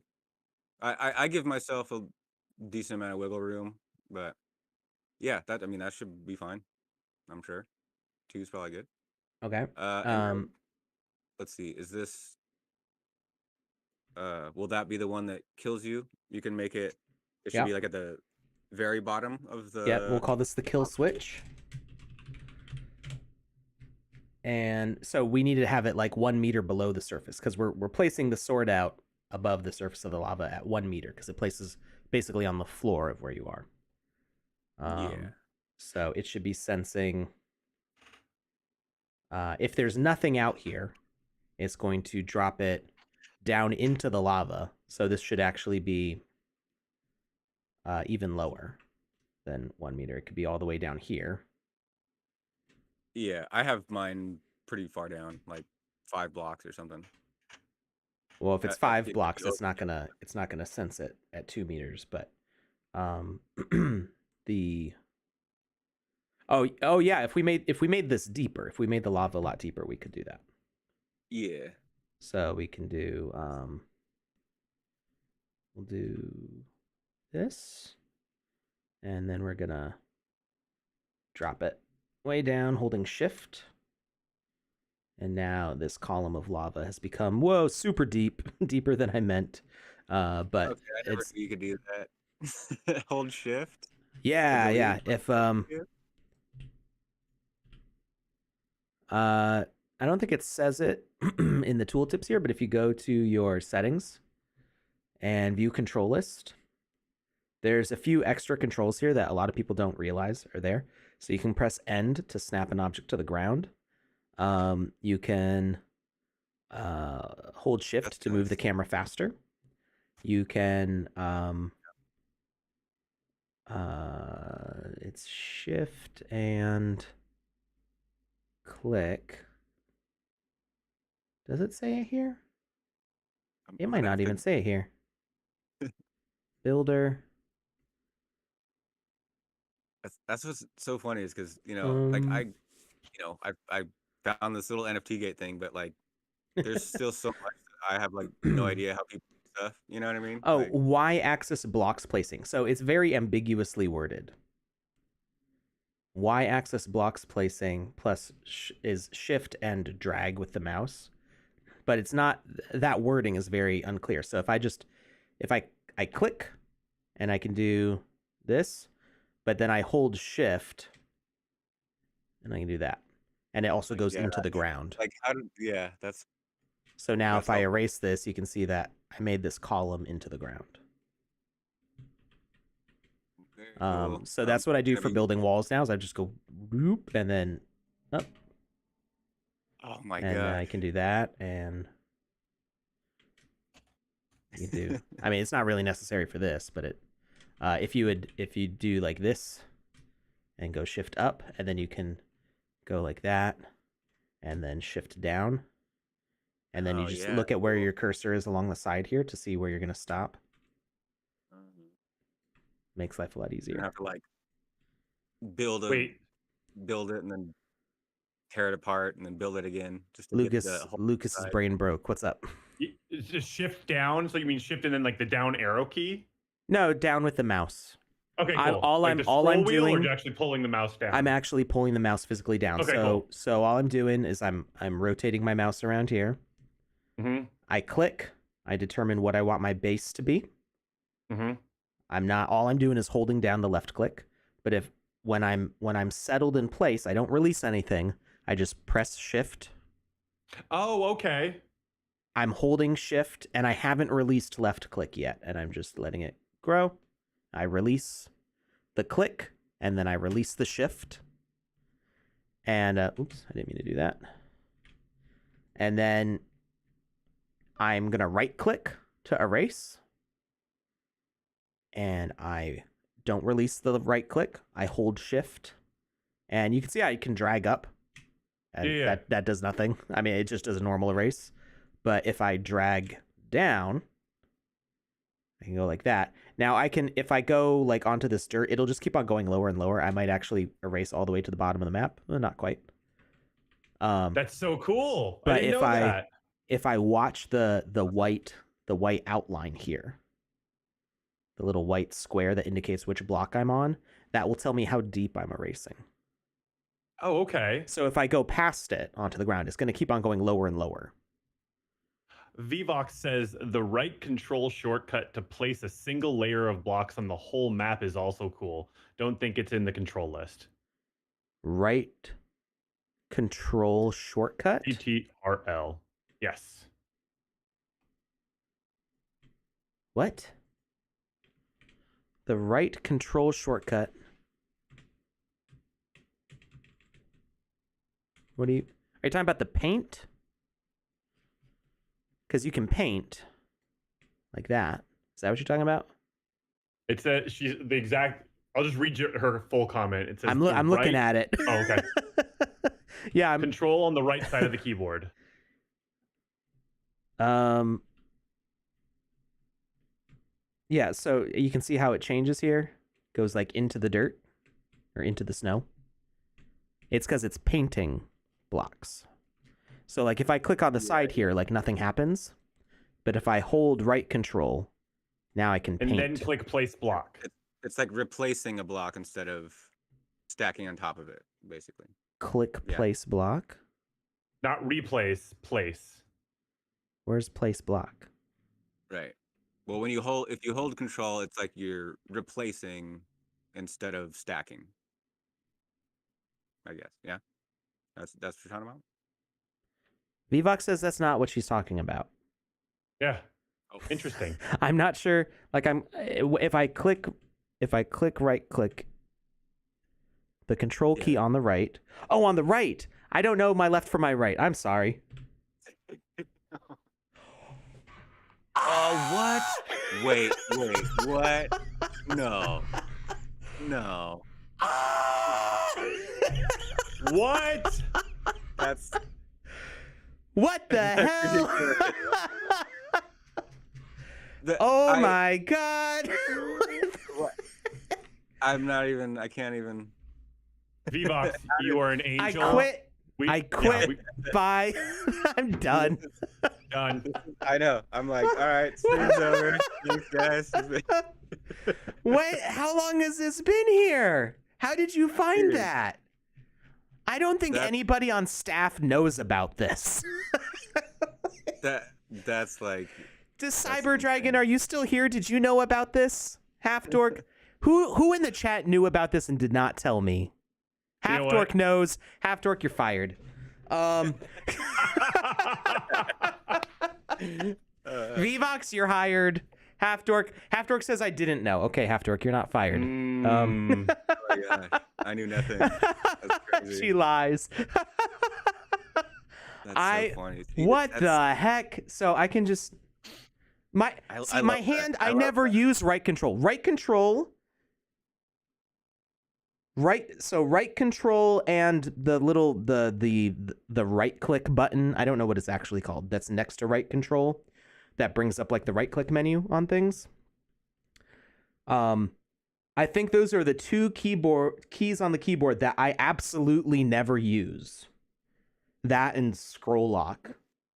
The home key I never really use. I very rarely use it if it's like a very specific. Yeah, page up, page down. I have a scroll wheel on my mouse. I never use page up, page down. Yeah. Insert. Page up, page down. Who the hell like uses insert unless you? Who uses insert unless you are working in DOS, right? Like insert will switch you from typing in the middle of a word to typing over a word, right? Who uses that? I'm not on a typewriter. I'm using a computer for a reason. My keyboard doesn't have insert. Oh no. I think it just means he's missing the key. Like it fell off the keyboard. It was there at one point, but it's not anymore. I never use the IO key. What does that do? I think those are the types, the letters I and the letters O, or are we? Is this an Apple thing that I just don't understand? Does he mean the on-off switch on his computer? Is that what he's talking about? Ooh, maybe. Elaboration, please. Never turned my computer off before. It might depend. But no, literally the right control for me, like I use left control all the time, like several times a minute, sometimes depending on what I'm doing. Right control, like that's why it was so hard for me to figure out, like right control, like yeah, I was using left control every single time. I'm using the right control, correct. I'm using the correct control. Got it. It took me so long to figure out what you meant by control on the right side of the keyboard, because I'm like, yeah, I'm clicking it. No, that's just my left hand on the very leftmost corner of my keyboard. Wow, I feel like something that Lucas doesn't want me to say. I can see Lucas's eyes getting wide. So you can just make whole floors. What the heck? To like anybody looking to get into Sandbox or whatever, like and then you can just like build up, shift, and then just be like boop, another floor, boop, and bam, another floor. Oh my goodness. Wow. Yeah. See, Wow. like this is a big lesson. Like somebody Wow. can come in, Panda, you don't get to know. NFT gaming, It's but never magic, knew that you Panda. could just It's press the right magic. control. Oh my goodness. That's It's incredible. insane. How did we not know about this? And you just be like, bam. Wait, can you do it on a sidewall as opposed to No. just like a? I just as opposed to being tried. a It doesn't work vertical? that way. Okay, it doesn't work So horizontally. now you could maybe, so with insert you can place blocks in the air. Well, it drops them on the ground. That's a little. That's not how I was expecting that to work. The insert key.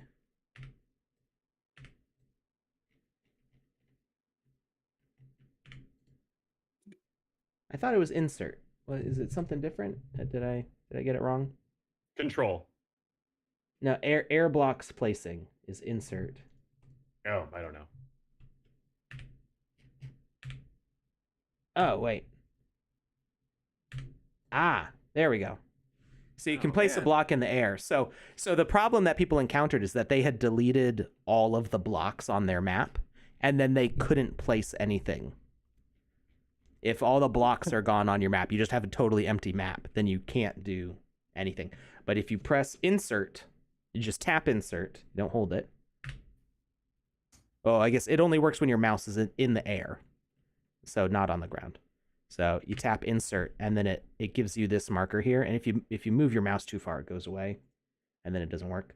But if you tap it, you see the marker, then you can place a block. And then you may need to.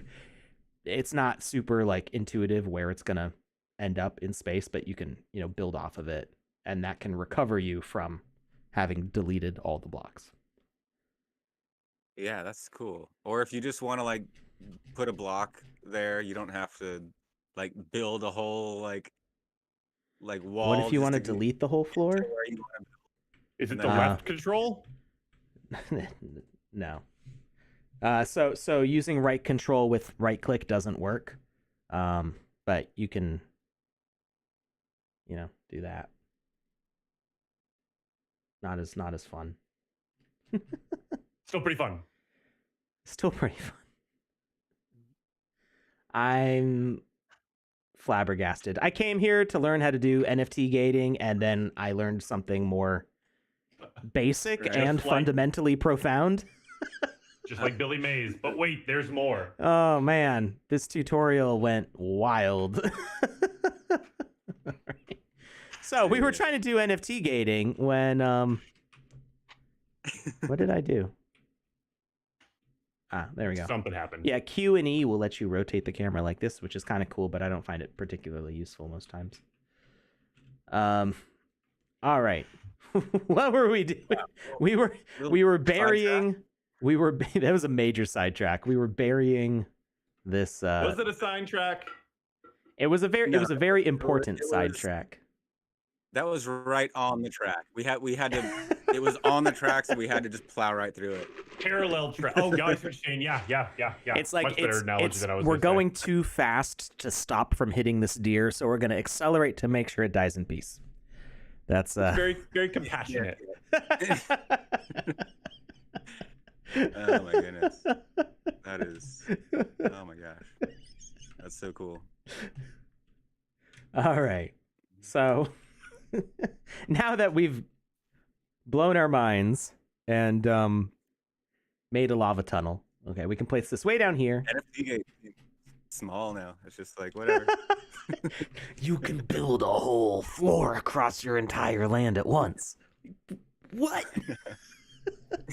Just be like, let there be water. Oh, look at that. Oh man, that's like all those little spaces where, you're trying to fill in a water space and you're like, you missed a spot, and it's like, oh man, man, why is there an air bubble in my pool? Now, does it work? Can I drag up with that also? Is that? Wait, did that? No, it did just put one. So yeah, the descending. So okay, so the difficulty with painting, like I wish it worked the way that you said, but unfortunately, if you do it with the shift, it will Yeah. make a full column of water. So it will erase any little, if you had like a bunch of little decorations in there. If you wanted to keep this like diagonal wall here, using that shift would not help, right? Yeah. It's gonna erase all that detail. Okay. So you still have to kind of manually fill Yeah, you in. still have to fill it in. Yeah. Or for me, I just don't. I just don't do that. I just don't make areas of water. Yeah, no, I know what you mean. Unless it's just a square swimming pool. You get a pool. Everybody gets pools. No ponds. Okay. No, actually, what I do is I use a larger brush. So I do like a sphere, and then I'd make it bigger, and then I, paint it in like that. Oh yeah, that's cool. And then I erase the top. Okay. Which nice. No, I like that. which doesn't help with some types of like design, but it works for what I do most of the time. Gosh, so much learning going on today. This is. Although, did it? Oh, okay, that's just the surface of it. I erased it lower than I meant to. Oh well. That works. I can't wait for us to have like a better water filling mechanic. Make it like Minecraft or something. That was kind of the intent of the multi-block behavior. Was to be able to like fill up areas with a liquid. But we never like expanded that out. We actually made it more simple. Do you remember how it used to work? I don't know who was here that long ago, but it used to be that it would the multi section, you would define the area kind of like you do for a void, and then it would build block by block at a certain speed. So it would go, I think, from north to south, west to east, and it would go like in a line. So if you defined like a 3x8 by 3 area, it would start at the bottom and like fill out one row, bloop, bloop, bloop, bloop, bloop, and then the next row, bloop, bloop, bloop, bloop, bloop, and then the next row, bloop, bloop, bloop, bloop, bloop, until the whole bottom was filled up, and then it would go up to the next one and fill that out. And if you did it fast enough, it would look kind of like, it would still look weird. It wouldn't spread out radially like Minecraft water. It was very mechanical. And now it's just bam all at once. Because like performance wise, that filling was terrible. Because it was like rebuilding the voxel map all the time for the terrain. Mechanical water sounds interesting. I did. If you go far enough back in my in my streams for the sandbox, if you look at like early 2020, that I built like a maze. It's actually, I think it's still on the gallery. You can't run it anymore because it's too old. But I built like an Indiana Jones kind of maze with like different. The point of the lesson was to build different sorts of traps. And one of them was a lava trap where you would start walking down a tunnel, and not a tunnel, but like down a hallway, and you would get like halfway down the hallway, and then all of a sudden lava would start pouring towards you. And you had to like run towards the lava actually to get into the doorway. To Ooh, like Half-Life 2, the train part. You know what I'm talking about? When the train, you're on the train tracks, and there's a train starting to come towards you, but you actually have to like put on your turbo and go towards the train. I think so. Yeah. Up ahead of you. So it's been a while. Towards the speeding train. And then, yeah, exactly that. I don't remember that part of Half-Life 2. It's been a while, but yes, just like that. And then I would fill these in.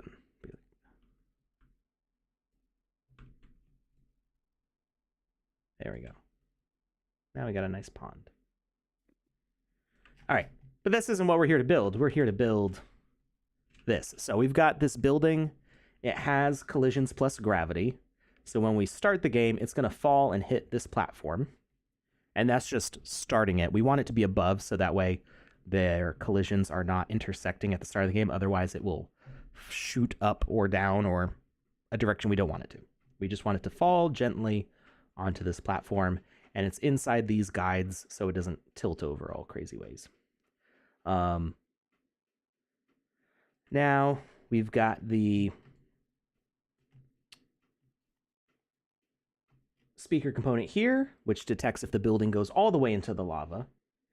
And if the building does go all the way into the lava, we are going to have it send a game over message. Now, can we set that up through, or we can just set it to kill the player, right? If we set it to kill the player, then we could have the player get a game over from dying. Or do you have it send a game over message from... Is it defeat? Defeat's the default message, right? Does that still work? It's been a while. Yeah, I'm not sure. I'm not giving you any help in this conversation. Let's see. The game over in mine works. It's a quest that determines the defeat thing in my game. I want to see... I'm going to turn off collision on these objects. And see, it used to be if you put defeat as a message, you would get a game over. Oh, it started falling before the game even started. It's eager. No, that didn't do anything. Okay. So... All right, so how do you set this up then? You have it send a message when it senses the building. Yeah, I'd put the sensor on like 4 or something maybe, just to, because sometimes like it senses where like the pivot point is. Yeah. Okay. Like okay, that. and we could even have it higher. Like, it doesn't have to be that low. So it's gonna fall through this. Yeah, mine is like just actually on the ground. But just wherever the building senses from, it's whatever. Okay. And you yeah, said you have it activate a quest? Just for the defeat part. Just to do the game over screen. So do we make a quest called defeat? Yeah, you could.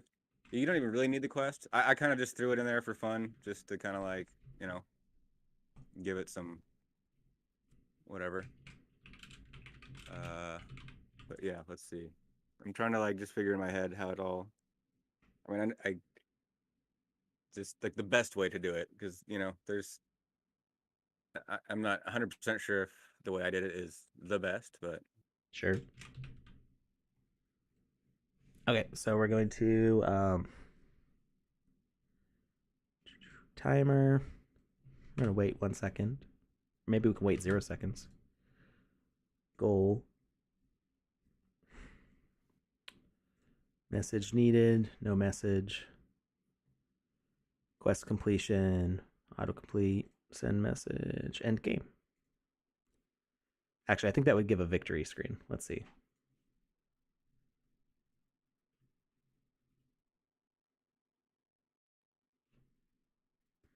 New objective unleashed. Defeat. New objective defeat. And okay, so send a message none doesn't work for that. So we could have it do a timer. Oh, wait, I set it for seconds to wait 0. So we could say survive. Wow, so I've got that giveaway winner. Oh, hey, who's our winner? Winner of Wizzy's purple hat, Wizzy's enhanced purple hat, is over on Twitch and goes out to OX Julio FC. Congratulations, you have won yourself an incredible hat. Please wear it with pride. Ooh. Congratulations. All right, so it does need something. We can't just have we can't really make it auto-complete the quest like that. So we're gonna have required message defeat. It's going to do a timer. 1 second.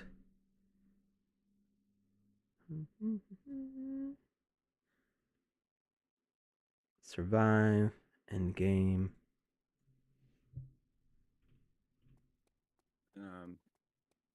And then for the victory part, I have it's an asset spawner that spawns in the victory, whatever floor tile or whatever that I use floor tiles for most everything. Most of my games are like 90% floor tiles. Yeah, it's so sometimes I still pull out the numpad out of habit, but floor tiles are a more efficient object because they don't have animation on them. A lot of people don't realize that the numpads have animation, but you can set them to be like red and green. Yeah. So they're just a more complicated asset. So I think instead of doing a quest here, we could actually just have it be a game over behavior. Yeah. Here. So if we do, oh, it's a component actually. End game. Or is it not? Did something change? You see, I don't work in the game maker as much as I used to. I used to like know all this stuff off the top of my head. Yeah, there's like a victory condition thing or something that, or yeah, Yeah, I there's don't know. victory, but isn't there an end game also? Are my eyes just defeat? That's what I was looking for. So you can defeat on collision with building. Okay. So that's an easier way, and then we can have it be anywhere in here in this column. So now we see that fall in and game over. Nice. That's the easy way to do it. So yeah, that's good. So we got that. We got to turn collision back on these things.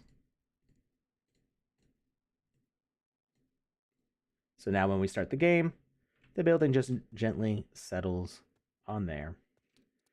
And we've got to sacrifice an equipment here. So we'll decide what exactly that piece will be in a minute. Wizzy's got to stop running around. We're going to make him an asker, right?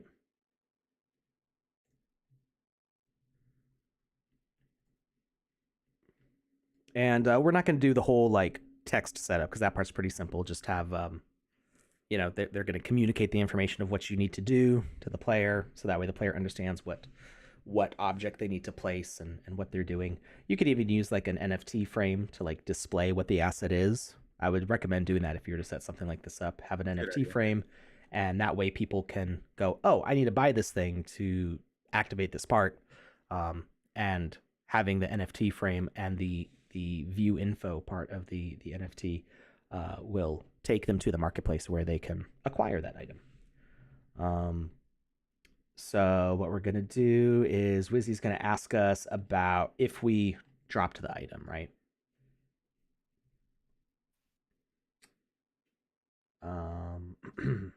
So yeah, sorry. Okay.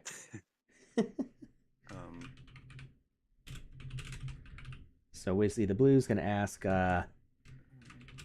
did you drop the... We can use we can use the oak staff. Did you drop the oak staff? And we can say yes or no. No's not going to do anything, but yes will destroy this platform, right? So we want to add a health component to it. Stop me if I'm doing this wrong. I'm assuming things here. No, yeah. It's looking good. So we're gonna do an instant death message of we'll say staff yes, and no health bar. Instant death, and does it need I don't think it needs a tag, right? because yes will just send that No, message to it. Yeah. So sometimes whether you need to send something to tags or not, do a plant kill with a kill message. Is there a reason to do it as a plant instead of just as a? I think they just really like plants. I don't know if there's a reason to do it. Why is plant better? I'm curious. I'm genuinely asking. I'm not saying it's not. I don't know why would there be a reason to do it with plant instead of health component. I guess if you do it with a health component, if you press H, you'll see a health bar. No animation. Well, there's no animation on this platform anyway. It doesn't do the effect of the explosion. Oh, okay. I can see that. Although, I mean, I don't mind having the explosion on this.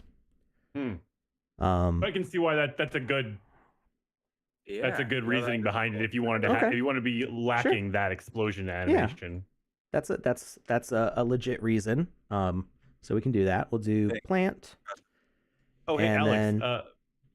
Sure. Could you do me one favor? Mr. Cryptobeard brings up a good point. My head is kind of like part of the way over like the logic portion of the screen. You mind moving me over like a few inches to the left? Oops. Is that possible easily?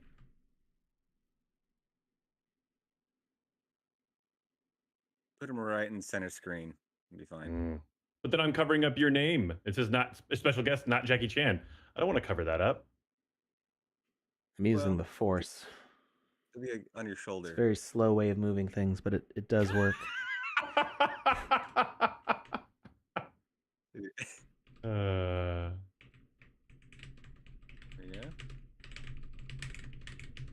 Thank you, Alex. Quick. Oh, perfect. All right. So we had what was our message here? Staff.yes. Probably more complicated than it needs to be, but staff.yes. All right. So we've got that. So now when we say no, nothing happens. When we say yes, bloop, and it gets stuck in here. Sweet. All right. So the next we want the platform to disappear when we say yes also, right?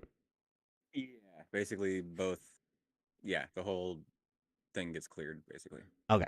All right. So we'll make this a plant as well. So now this is going to automatically give us a defeat because we haven't placed the item. But it does fall through. Okay, that's what we want. We're going to hit save. Just, you never know. Can't spell eyes without yes, Lucas. Interesting. I mean, the logic behind that is flawless.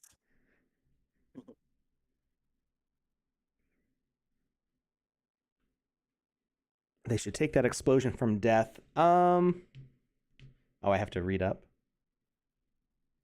What did I miss? Can I please have that blue Wizzy? Oh, yeah. I just replied back to her question with eyes. I figure that's descriptive enough. Can you pull up Wizzy the Golden real quick, Alex? Is he in your inventory? Mm-hmm. Actually, he's not right now because I only had one copy and I sent it to the council account.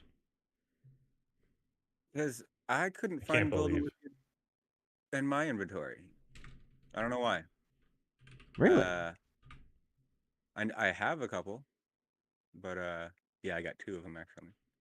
But yeah, for some reason there's like a couple assets that weren't showing up in my inventory.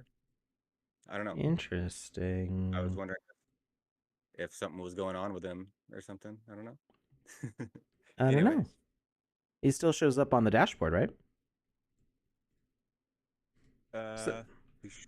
So the important thing is, and this is the importance of decentralization and blockchain stuff, is that the sandbox cannot take Wizzy the Golden from your inventory, right? Like it's in your wallet.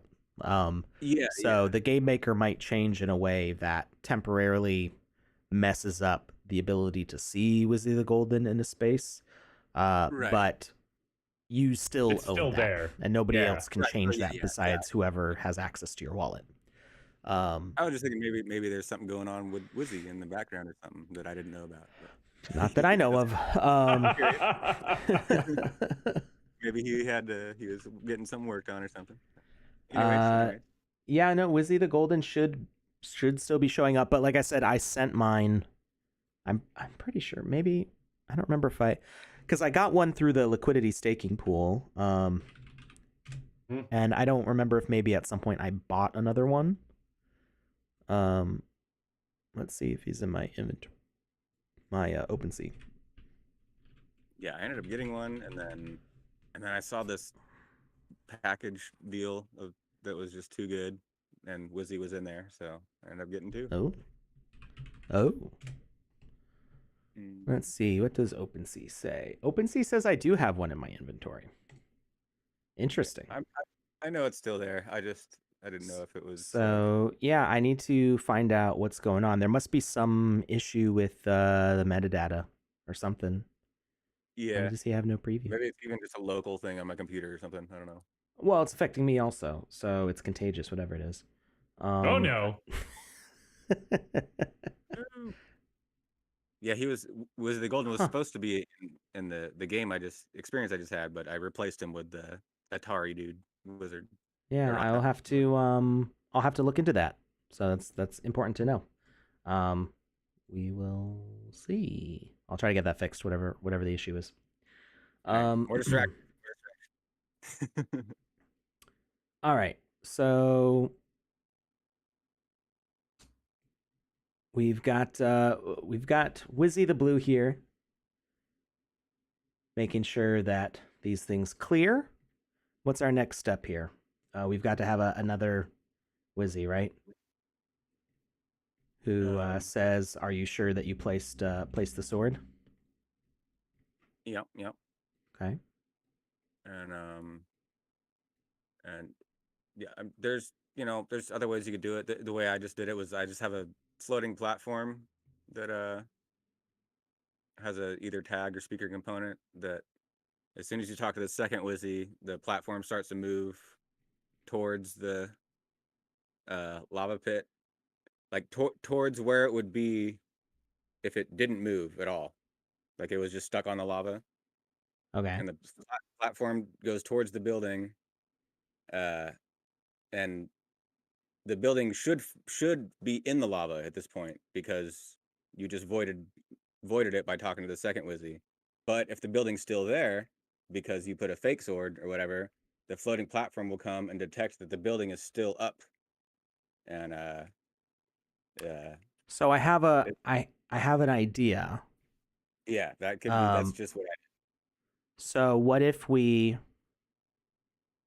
had a void that would get rid of just that, anything but that sword?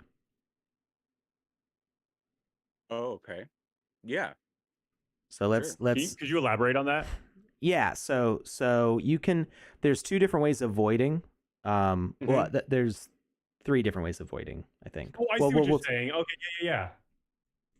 I'm sorry. Go on. Yeah. Let's get a tile in there. Yeah. So if they drop anything that's not the item you need into that area, it's going to void it immediately. Right. Yeah. So we're going to make this a void. That's actually probably better the way you're saying it. Probably, I'm trying to like make it a little more efficient than having a moving platform in there. So, yeah. So we're doing the void. We're going to enlarge this area to kind of fit into these walls. Doesn't need to be that big. And that fits that entire area. We're going to activate on receiving that message from earlier. Actually, with this, we might not even need to confirm.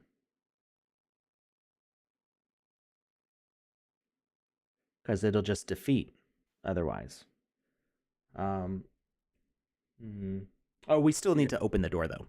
But well, I guess we could open the door, but you would get a game over before you could get through it. It'd be like the Cave of Wonders in Aladdin. It's like, you have touched the forbidden treasure. Like, you just get a game over because you lied to the lion. Nice example. So we're going to receive the message of staff, yes.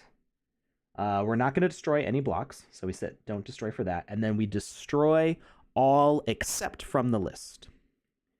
And we edit our logic. And we don't want this thing visible. And we also want to have no collision on it. Okay. We go back to our edit logic. Destroy all except from the list. And to our list, we're going to add the oak staff. Oak wizard staff. And if you wanted, you could actually gate multiple items this way. Because we could also say, if you have a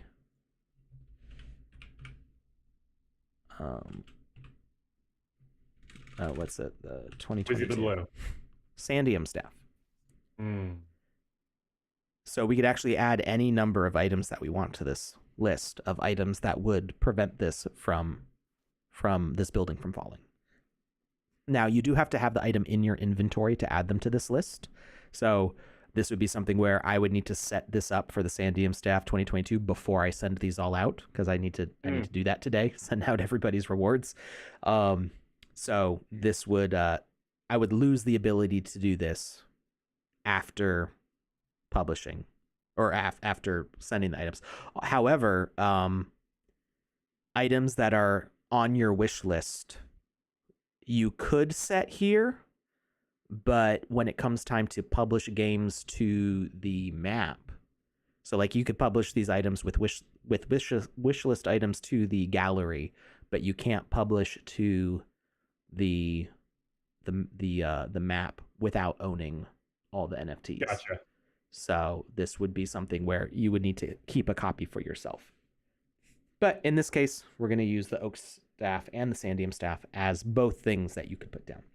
Now, let me ask you, could you do this from like with an avatar from a collection? Not yet. This technique only works with equipment right now. I was going to say, I could see the avatars being a real problem because they may be from the same collection, but they all have individual and different metadata. So the thing with avatar gating is you would need to do it for the entire experience, which is what we saw with like playing the Snoop Dogg experience during season 3. You have to have a Snoop Dogg to enter the land entirely. This is for gating specific parts of your experience with equipment, and it can only be equipment. Sitting at a nightclub. Exactly. You go to the nightclub and it's like, oh, you got to drop this special key in front of the door. Yeah, but again, it has to be equipment. So like you could make a key, you could mint a key, but it would have to be a key that you hold like in your shield hand or something. That's what I was thinking. Because you can't drop items unless they're in your equipment inventory. Oh, I see what you're saying. Okay, that's why this only works for that. Yeah. Even Lady Pixie wouldn't work for this because it's not you don't see the Lady Pixie avatars, even though they're NPCs that enable avatars. You don't see them in your inventory when you're playing. So it's not whether it's classed as an asset, it's whether it's classed as an equipment to make it droppable. You pointed out the wish listing thing. I never quite thought of that, so that was cool. So that's we'll get to that.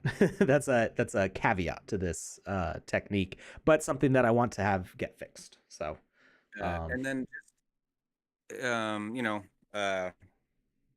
just the whole idea of items having collision is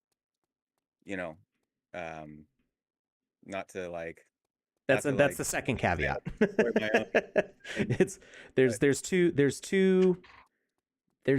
This is a great technique.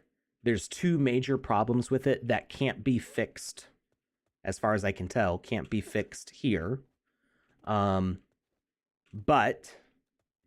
they are things that I think should be fixed from a platform point of view. So yeah, we should. I'm going to be recommending we make these changes not just to make this work, but I think fundamentally they're important. So we've placed our wizard staff here. Yeah, I almost think items like probably shouldn't have collision when you drop them. So Even though so I wasn't expecting the house to disappear. But it makes sense because it was on the list of voidable, or it wasn't on the list of do not void. So I mean, I guess that works. We could that's up to you as a creator whether you want to add the building to the list so you just see it there or not. What is this building called? This is the you can make and you don't. It doesn't even. It could be. You could have all this take place off, in the distance and with an invisible building. You could have it all. You could have it all look totally different. Sure, yeah. You don't even have to see that this building is here. We could make this invisible, and you could make like a wall appear here. You'd have to be careful with the way you spawn in the wall, so you don't accidentally lock the player into this space, unless you like kill them with the like. You can make this all fill up with lava, and then have the player respawn. But yeah, this building can totally be invisible. You drop your staff. We'll drop this one.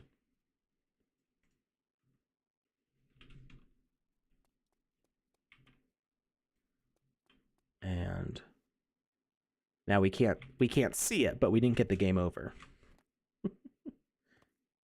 We did get voided by that invisible tile because it's still in there. And you see we stole the staff back. And now we're trapped. So the next part is we could do a door. We could have like a coin spawn here or something. Whatever you want to have happen. This could just start filling up with coins. Nicholas Mage says, I believe the sandbox doesn't allow gating, so if it would be possible in multiplayer, I guess. Sandbox does have gating. We used it extensively in Season 1 and a little bit in Season 3. I don't remember if we used it in Season 2. I don't think we used it in Season 2 at all. Maybe. But it's just a setting on land publishing. But that's the thing. People can't publish to land yet. That's the thing. So if I go to my inventory here, let me share that in a second when it's safe. Lands, experiences, here we go. So if you go to your inventory and you click on experiences, and then you can click on any one of the experiences on your profile. You can go and add edit to the end of the URL. And we're going to make this a button for people. You can fill out some info. Now, I have extra settings here. I can make something a multiplayer experience by flipping a switch. This is something that's actually going to be available to people in 0.8. In multiplayer lands, yes. But we're talking about two different kinds of gating. So just bear with me. There is experience gating, which is what we used in Season 1, 2, maybe 2. I'm not sure.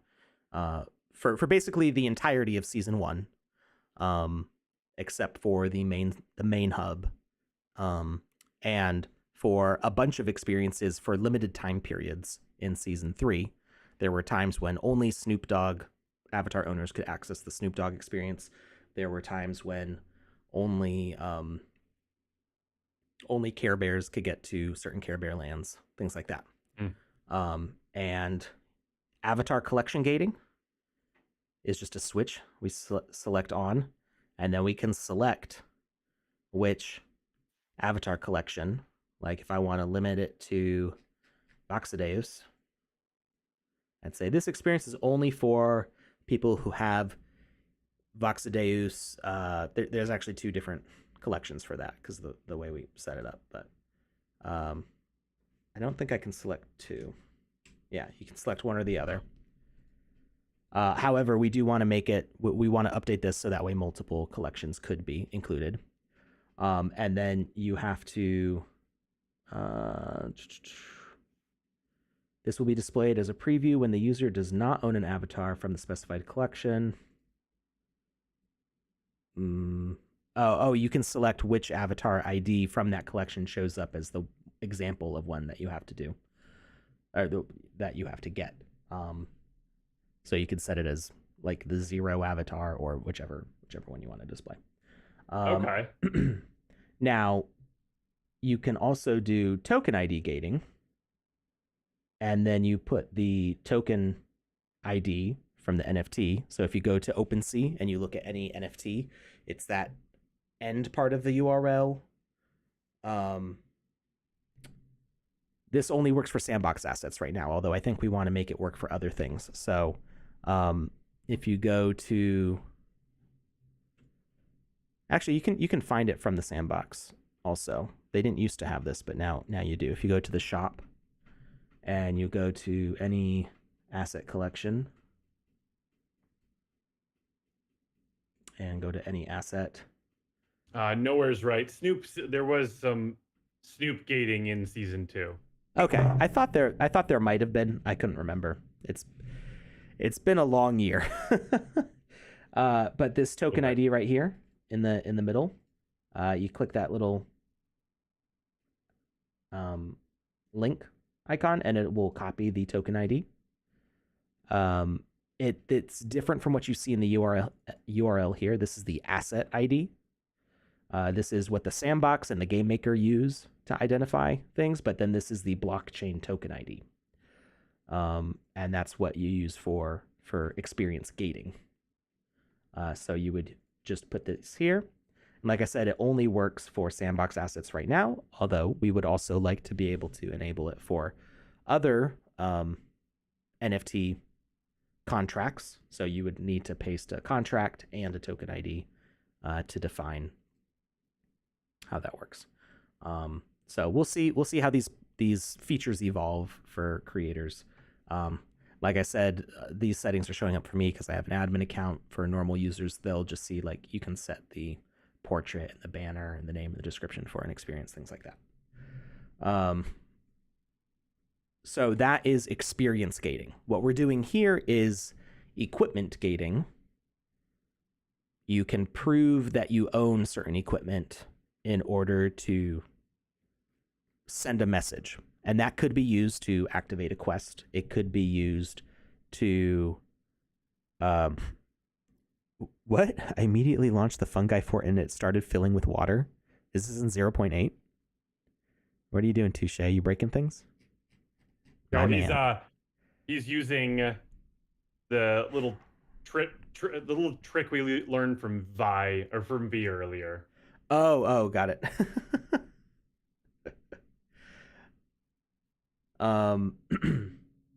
Wait, does that wait. It's even better. Go on. Look, it's not deleting the blocks. It does. It's only filling up the air. It's got even better. That's what we were hoping for earlier. Does it? We're just making new things. Wait, does it? The stream. We're creating new features. Does it fill up? Live time. Oh my god! Do you see what I'm doing? Yeah. What we were talking about. It's only filling up this pool. Oh my god! I didn't see that. So the whole thing I was talking about with filling up this pool, it's done. It's done. Happened. It's so easy now. It's so easy. Why didn't we know about this sooner? I am mad and excited at the same time. Okay, so I'm- just so I'm everybody knows, X-matted. you're hitting control. I'm And what else are you hitting? I'm holding the right control. There's two controls on your Holding the right keyboard. control. There's keyboard on the There's control on the left side of your keyboard, and there's control on the right side of the keyboard. So what I'm gonna do right now is I made a sphere, and I'm gonna right click to erase and make my water tunnel here. Mm-hmm. And now I'm going to go back to the free build here. Actually, I'm curious to know what happens if I do it with the sphere. Let's see. Oh, it fills up even bigger sections. That's way too ridiculous. That's like, and it's not gonna fill up if, say, I make a cave here. It's only gonna fill the cave. It's not gonna fill up this cave. It's only gonna fill up the space where I'm clicking. It doesn't, because when we did it up here, we were like, oh, it fills up the whole map. But it only does it. It's like flood fill in MS Paint. Yeah, no, it only fills up the empty section that you're clicking in. That's amazing. So yeah, I can just keep on adding layers to this and see how it's now. This feels like stuff you would learn like on the first day you're you're like learning Game Maker, you know? Feels like it. It's not documented anywhere. I know, that's so funny. Oh my gosh. So now you can do stuff like that. And now you've got little pools, and then I can fill this one up with lava. And it's not affecting the stuff over here. Oh, this is so nice. The possibilities. Okay, so you're holding the right key, and then you're just pushing what next? Left click. Just the way you click to place blocks. Holding the right control key plus left click. Yep. Man, this stream has been like completely bonkers. Like, like 0.8 announcements, and then okay. When are we guest hosting V? Is the question. Vox, you want to be on the show? That's seriously talk about, man, that right control. Why didn't I know about this? That's so crazy. All right. Wow. I came in here to like do a tutorial where I sort of knew how it was going to work, and I'm just getting my mind blown constantly by distractions. Yeah, no, that's cool. I mean, just knowing that the NFT gate thing is possible, and like, I think people could pretty easily from what. Oh, that's right. So I got distracted. Why I don't remember how we got on this sidetrack. Oh, because Touche started talking about filling up his experience with water. And I was like, no, don't do that. You're going to erase all the blocks that you've placed, because Touche's Fungi Social Hub is like a huge like mountain of stuff. And I didn't want him to erase all of his blocks adding in water. But that's not how it works. It works as a flood fill. I'm just... Yeah, I'm seriously just as mind blown right now. I can't believe it. in a good way. Okay, so as I was trying to explain to, was it Nicholas Mage, I think, who was asking about it, we talked about how the experience gating works with token IDs of Sandbox assets and avatar collections that are bridged into the Sandbox or native to the Sandbox. But what we're doing here is not an experience gate. Anybody can load into this experience, but we are using equipment, NFT equipment in your inventory that you can drop to have something happen. So we're using this this falling building, and if this building falls all the way down in this tunnel, it gets destroyed. But if you drop an item from an equipment from your in-game inventory, it will prevent the building from falling. But it has to be equipment, specific equipment, because if you drop just anything, it will be destroyed by this void that we have in here. So I'm actually going to turn visibility back on because it makes it easier to see what's going on. So if I just drop any random sword in here, or I'll drop this Santa hat. If I drop this Santa hat, by pressing the D key and hitting drop. It is over in this corner here. I'm going to drop something else, see if maybe it gets more in the middle, just so it's easier to tell. We're going to drop this banana suit. That also went behind me. We're going to drop this Nowhere Sunshine rainbow jersey by the Nobody and collabed with Loud Meta. We're going to drop that. Tuesday just said, what else is hidden? And I'm thinking the exact same thing. I'm ready to like start yelling at people. We're gonna be like, tell me your secrets.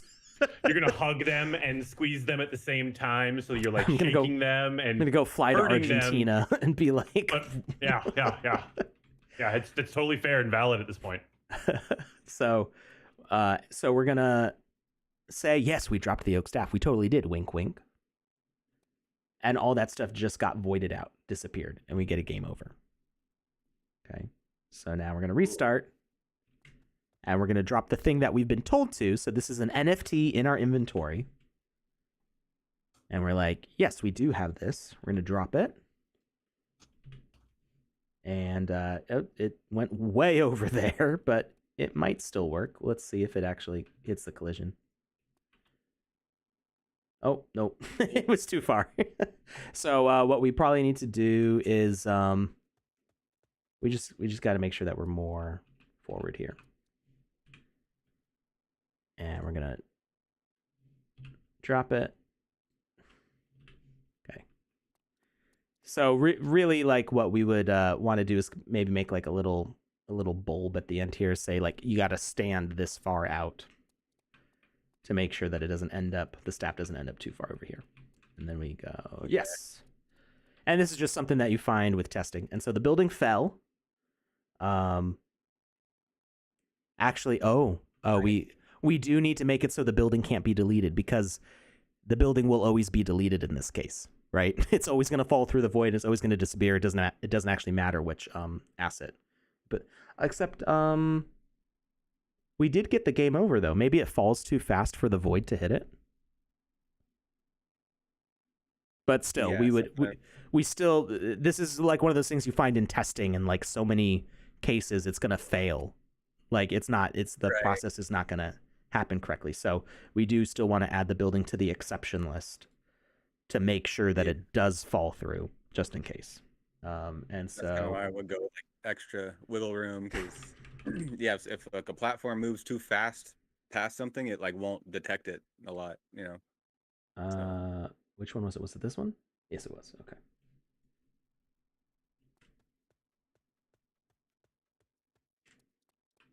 So then we drop our staff. And we run back out. Ta-da! We've been streaming for almost 3 hours now. I gotta go soon. We're just about done. Oh, I jumped into the void. So yeah, that. Go ahead.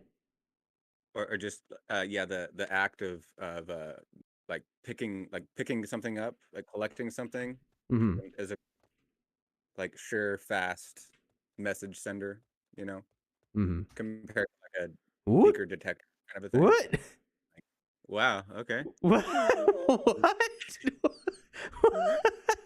This staff is. I want to see what happens when it.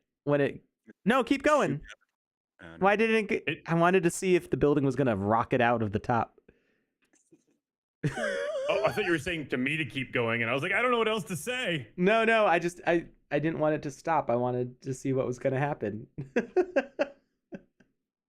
That is interesting, because there must have been some like collision of some intersection of the collision that made them bounce off of each other or something. Except there's no gravity on the staff, so I don't know why the building pulled it up or why it lifted up to.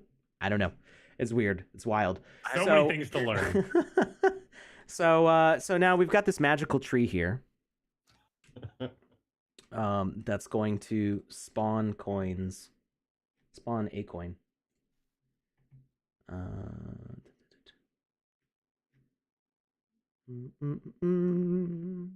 a thing where it was like I had a object with collision or gravity and collisions like kind of in on the floor of a asset that was like not physics, Yeah. but somehow the the whole building ended up like sliding across the ground, even though it doesn't have physics.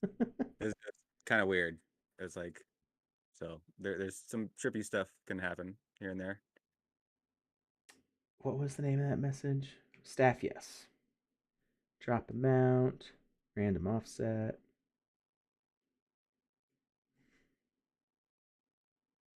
Behavior, asset to spawn. I do the coin. So the cool thing with the drop behavior is with more luck gems, it will actually drop more items, but you can also just add as many assets to spawn as you want. With more luck gems, it'll spawn more items. No. Oh yes, yeah. So the drop amount. So Gotcha. with more luck Will gems, it randomize it? I don't think it randomizes it. I think it Okay. I think it just does, like, if you set it to 4, it'll drop 4. I think. Got it. But you can also just add as many items as you want as the single drop. Okay. So you can kind of bypass the luck gem here and just keep on adding spinning coins. I'm actually going to favorite it so that way it's easier to find. You could also make this a preset. So I could put a bunch of coins and I could be like, and we're going to select all of those. We're going to say that these have collisions plus gravity, and we are going to make this a preset. And we're going to create new, call it coin drop. Done. And now we are going to set this drop to be a preset instead of a behavior. And we're going to select coin drop. Oh, we can only do one, I guess. Oh, that's too bad. Well, at least it'll drop all of these and they'll just kind of fall everywhere. And we can actually delete this. We don't need it there anymore. So now, if we drop the staff like we're supposed to,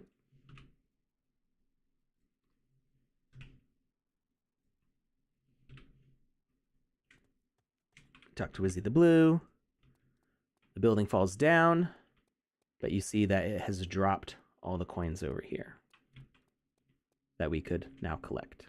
Jeez. Except this water's too deep for me to... I didn't realize how deep this pool was. I can jump off the coin. There we go. So really, this could do anything, right? This doesn't have to spawn something. It could open a door. It could start a quest. It's whatever you want that message to do. So anything that you can think of for a message to start, could be victory, could be game over, could be assets spawning, it could be quest activation, could be quest completion, door opening to a secret area, a bridge spawning over a gap, a character being like a helpful NPC to help you in a fight, whatever you want. Sacrificing a piece of equipment into this space could activate the message that would make whatever that thing is happen. And so any equipment that you have could be done for this. Kind of the simpler way. So like I like this building drop thing because it's like aesthetically pleasing. But I think I'm not sure if it'll work or not. I'm actually gonna go to a new experience because we've already done like a bunch of stuff on here. What's its own food group? Empanadas. I love empanadas. They're so good. We're talking about Argentina food, Argentinian food. I need to go to Argentina someday and visit the Sandbox studio. Random coin spawn is possible. Green coin, you're lucky. When you finish the quest, red coin, unlucky, and you do a quest again. Yeah, you can do random spawns, but that's I think Cyber Dragon has a tutorial on that. Is Cyber Dragon still here? I don't think so. They haven't said anything in a little while. They're in Australia, I think, so it might be Middle of the night. very early in the AM for them, I think. I think they're in Australia. Australian remember. Central. It is 8:30 a.m. in Australia right now. Oh, well, but if they've been watching us for 3 hours. All right, gating 2. We're going to create a different experience for this just to have a fresh start. So my idea here is to sense the killing of a specific object. So we're going to talk to Max here. And we're going to make him an asker. And he's going to say, did you bring the Wizzy hat?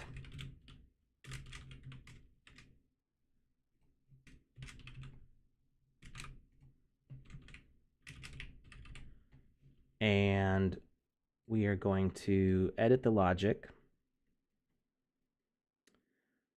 I guess we can use A1 and A2. That's fine. So A1 is going to activate a quest.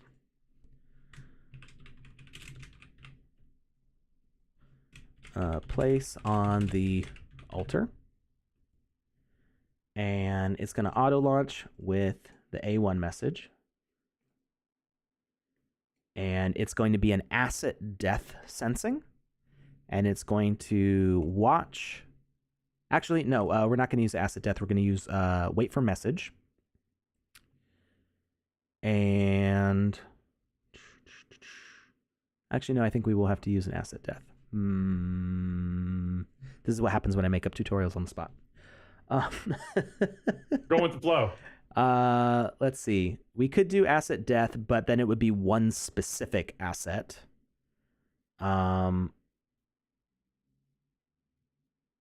Yeah, I've tried to think about how else to do it without, or this whole thing. I've tried to think about how to do it without collisions on dropped items. If that could be possible, that would be, because just dropping items that have collision, like that could be so game breaking in the future. Yeah. Well, and okay, so I was going to mention the 2 caveats for the last technique that we did. One is that when you drop items, there's collision, which is the fundamental use of the way the last tutorial worked. You needed that asset collision to stop that building. However, you can jump off of assets that are dropped, right? You can missing asset. Interesting. It yells at me that this is invalid, so we're going to wait for message. Cool. Actually, I like that. It's telling me that there's an error that needs to get fixed instead of the game crashing. So if I drop an item, where's a big one? This, I would use this, but I think it's too big. I wouldn't be able to drop off. So or jump off of it. So we're gonna drop this banana. If I time it right, I should be able to jump off this banana. Yeah. Could you see that? Yeah. Yep. So that's definitely something that can be used to break games. Or just the example I had, like if say there's like some boss room, it's like there's like a sarcophagus there, and the boss comes out, but before this fight, you just go up to the sarcophagus and drop some items in front of it. And then when the fight starts, the boss just can't even leave his sarcophagus because the items are blocking him. Right. Oh. Yeah. He's like, there's stuff in the way. Somebody clean up this mess. Yeah, so you can effectively jump at least 2 meters by doing stuff like this. You can drop these items and... I collected it too fast. Try it again. It's Okay, well, it's not working with that one, but you could see it with like the banana and stuff. It might the shape of the object might have an impact on like how much surface area there is for you to jump off of. So, Yeah. I accidentally hit the ground. Try that again. Like, so you probably couldn't even answer this, but do you think there would be a change to collisions on dropped items? I'm gonna in the ask for future? there to be.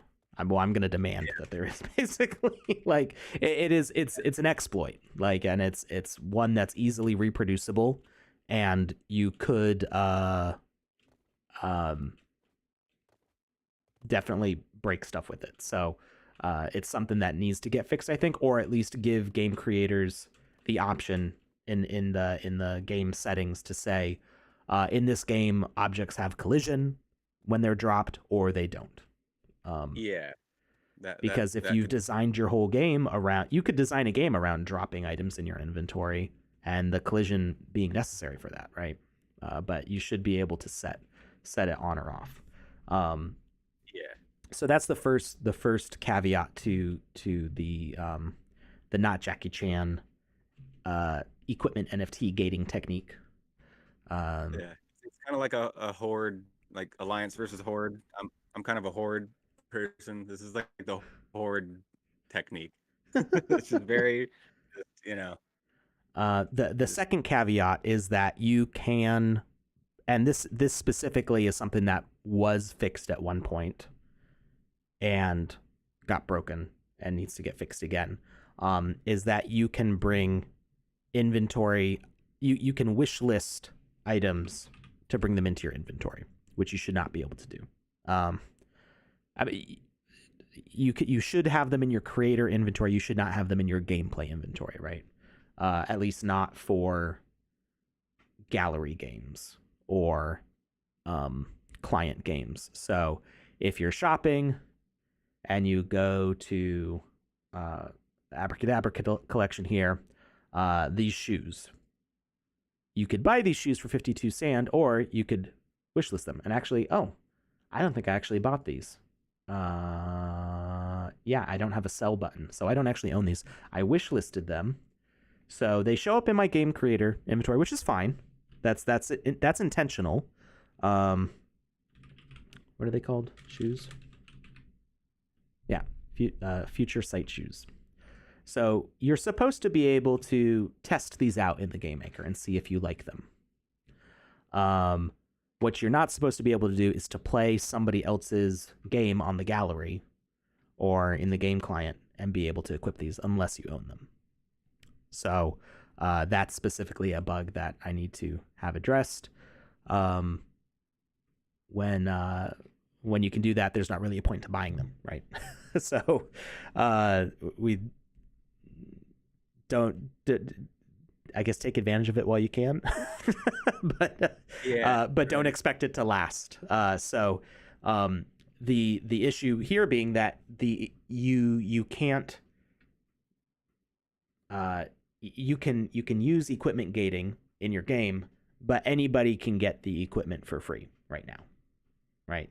So that's the thing that's gonna be fixed. These items should show up for you as a game designer to test out, but they shouldn't be showing up while you're playing games. Except for, I would say, like in this scenario, we want them to show up here as you're testing your game, right? You want to see like what happens when I wear these.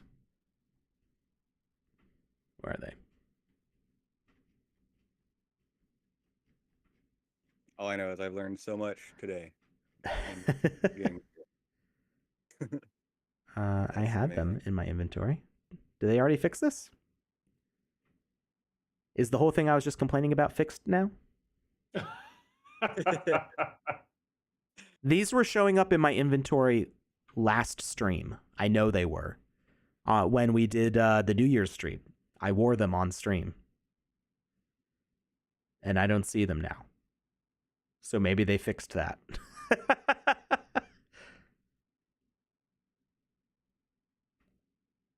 I don't see them. They should be at the top, I think. Oh, there they are. Okay. They just weren't where I expected to see them. So, Yeah, I should be able to test them because I'm making a game. These actually look kind of cool on this character. I should be able to test them to see if I like them, try it out. The idea is actually that we as game creators should be building experiences with these equipments to say, hey, try them out in my experience. You want to buy these and wear them in other experiences? But yeah, it's not. They shouldn't be showing up if you're playing somebody else's gallery game or in the game client, because then you can't. You don't have a reason to buy them, and this gating is not super effective. It's like having tickets at the door, except the tickets are like Chuck E. Cheese tickets. So, like, they're just unlimited. It doesn't say the name of the event on it or anything. Yeah, It's just like you grabbed that roll of like 5,000 raffle tickets from Staples. Yeah. You're like, this will let me in, right? So the potentially easier way, and let's see what my options are here. If I could you NFT gate without item collision? Is that possible? I think so. I'm pretty sure, but I need to test it out. So we're trying to figure it out right now. So if I go to message broadcaster and wait before broadcast, message required, interact. Okay, so that doesn't give me what I want. I'm pretty sure what I'm trying to do is I'm trying to sense the death of a specific item. And I'm trying to remember if there's any behavior or component that does it, and I don't think there is. And we may in 0.8 we may have more stuff for this. Let's see. Okay. So you can sense the death of an item through a quest, right? So we're gonna try to. We need to place the item on the map so that way it's shown. So we're gonna do Wizzy Hat, Wizzy the Blues hat. We have to place it here so it shows up as a thing that can die. So quest type, asset death. Assets to watch. It's going to watch for Wizzy the Blues hat. There we go. I don't know if this will work or not. We're trying. And auto completion, nothing. We're just going to see that it completes. Okay. And actually we can yeah, this deer is going to be our void for some reason. Actually, no, I said place it on the altar. So we're going to grab an altar. And I don't know what happens if I delete this. If I delete the hat, does this still show up here? It still shows up here. Interesting. Okay, so that's a good sign, I think. And we're going to put an altar down. And this altar is going to be... We want this void to be pretty big because we don't know where the hat's going to land when we put it down. If only the void sends a message after voiding a particular asset. So that's not what we're... Yeah, we're looking to sense the death of the asset, not to use the void. So we're killing the asset with the void. Do 10 by 10. This is a pretty big area. By 3. We're going to activate on receiving message. The trigger is going to be... What did I say? This guy says A1, I think. I think I just left it as A1. Yeah. Message sent is A1. That's a weird alignment there. All right. Message received is A1. We're not going to destroy any blocks. We're going to destroy only from list. And we're going to add the hat to the list. Lizzie the Blues hat. And I think that's it. So we talked to this guy. We need to now place the hat on the altar or near the altar. We're going to sacrifice the hat. Drop. It did void. I saw it disappear, but it did not complete the quest. So there's that. Can you force the Hey, asset to go to a specific spot when you drop it? No, you cannot. Okay, so that every little nook and cranny. Yeah, you never know what you're going to find out. Okay. So let's see. Maybe. What happens if I put multiple? I'm wondering if it's looking for specific instance IDs, as in like it's looking for that specific hat. Because if I go to rules, and I go to no health component. Yeah, no, it did void it. We can't add health components to items in our inventory. Yeah, that's why we can't send a message, because it's already in our inventory. It comes in as a newborn baby with no information on it. It's just the only thing it has is the collectible component. Yeah. The hats do die when they void. We already proved that with the earlier thing. When something's voided, it does die. That's cool. That was when we were doing the jungle islands. So when an item is voided, it does die. But because the hat is in our inventory, we can't add a health component. We can't add a death message. And it is looking for the death is looking for a specific hat. So you'll see how if this can be confusing. Like if you have multiple of the items on your map and you only need one to be destroyed, you need to set the name of it. So we would call this one hat 1, and we go to our rules and see it says hat 1 here now.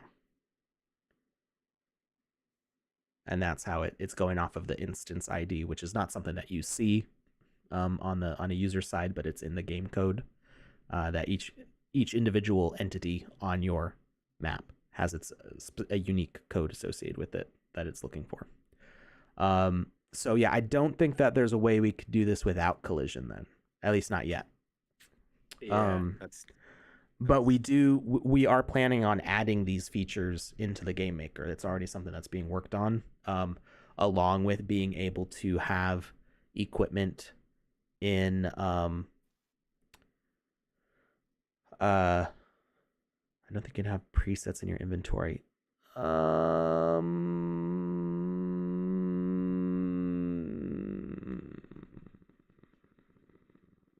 mean, if you have just a heads up, but 10 minutes and I gotta go. Okay, all right. Now you can pick up items, and they will retain components. So like if I have I can set this hat to have a behavior called a bird. We're gonna make it slow down so it doesn't go zooming away when we try to pick it up. This doesn't help at all with what we're trying to do right now, but and we can have it have a rarity VFX, and we'll make it collectible. So we can go and it's way up high. I forgot to reduce that. Edit logic.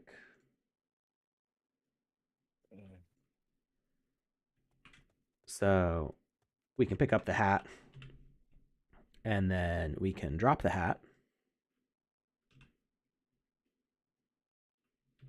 And you can see that it still has the bird behavior and the light. So this is actually pretty useful. That means you can add tags and other stuff. You could make a collectible ladder that way. Actually, I wonder. Would stick. I don't know if every behavior will stick once you pick it up and then drop it back down again. I think there's only some certain ones. Specific behaviors. Yeah. I'm not sure. I haven't thoroughly tested it.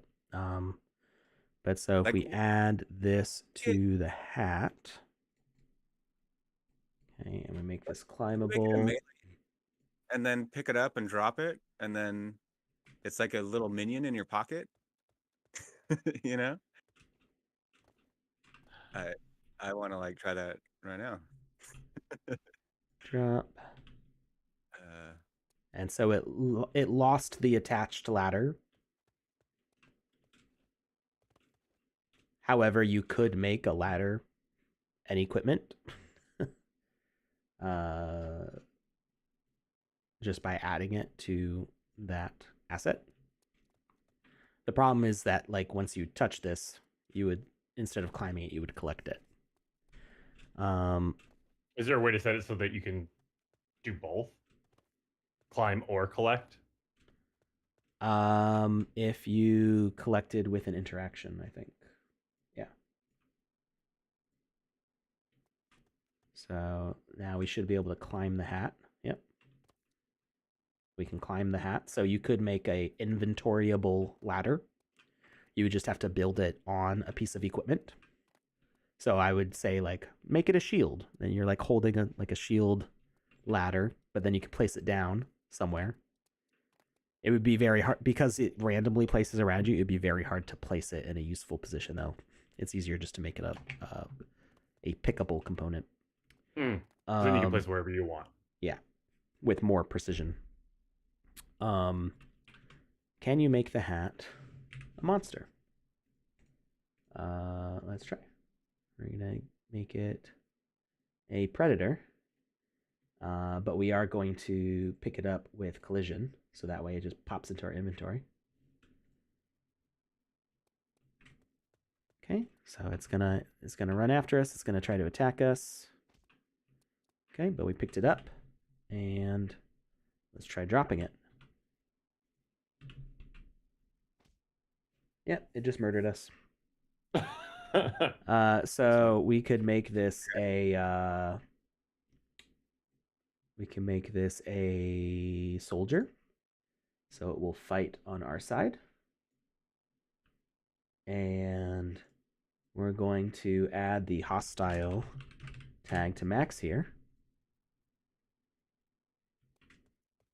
And we're going to go collect our monster. That's so cool. And we're going to drop him here.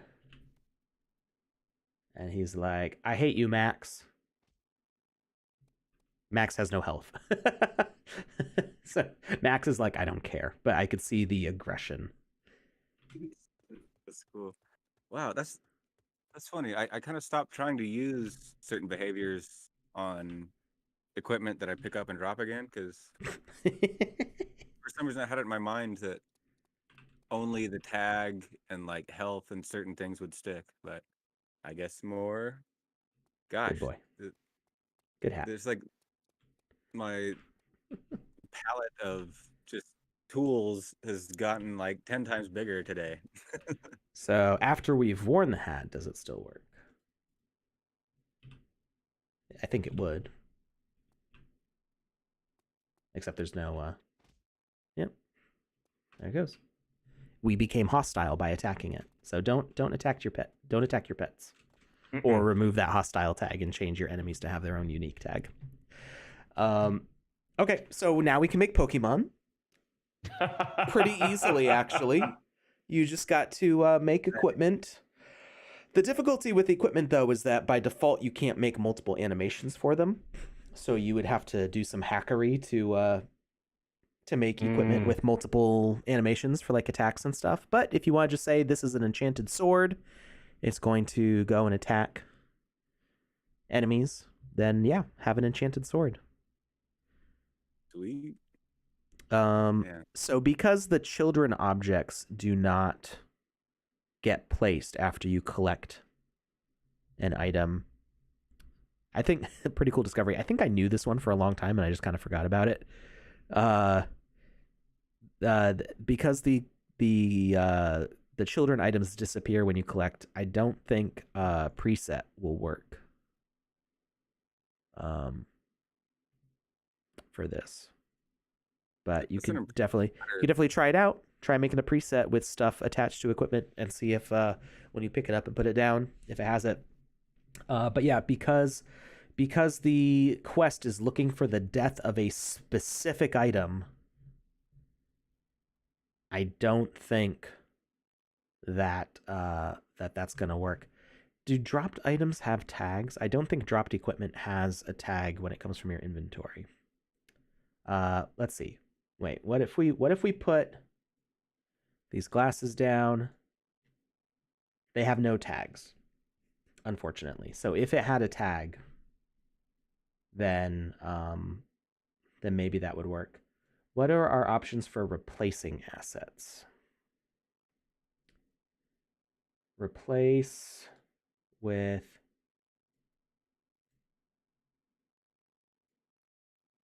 replaced by this behavior, none. Oh, that's right. It's replace asset. I always like when I see replace asset, I think that it's replacing another asset, and I always forget it's just replacing itself. So this wouldn't work at all. I always forget what replace asset does. I'm trying to think of any other way that you could sense which object is dying, and I'm not coming up with anything. But we do. It is people high up in the development of the game maker and game client do want the ability to like wave a specific sword over your head and have it send a message. Like that is intentional, or like that is maybe not in the roadmap, but it is a planned feature. I made a pizza shield that follows you as a healer. That's beautiful. Okay, Yeah, so we can't do Oops. that.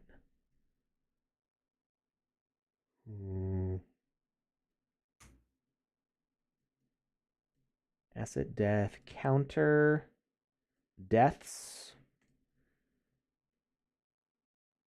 That wouldn't I know, work because it's for whatever the tag is. yeah, that's funny. I seriously looked through every like the same thing, just trying to find some way to Yeah. like you destroy it or something that it sends a message, and it's just like uh. But yeah, since it's from your inventory to start, I haven't tried like putting just another alpha sword in the game and then like just putting an alpha sword in the game that has a tag Mm-hmm. and pick it up, and then I figured maybe if you drop another one, it would keep that tag somehow or Mm-hmm. something. But yeah, I've tried all kinds of different Yeah. different random things. It's like that because I wasn't expecting this part to work. I want so hard for the other part to work, right? Um, but yeah, without the ability to set any what's Rezul talking about? Counter one. You can publish with tags, correct? It's not. It's a different kind of tags. The tags that you get here, they're called categories.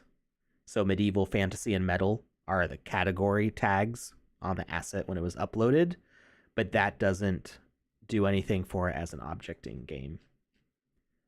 It has no tags here when placed. The tags I put Conrad was nature and metal. Conrad is quite metal. Right. Yeah. So the category tags on the dashboard don't actually have any impact in the game maker except for looking for types of items. So you can search for metal items and then it'll show you all those things. Doesn't the speaker have a detect item option? It's detecting for tags. So if we add a speaker,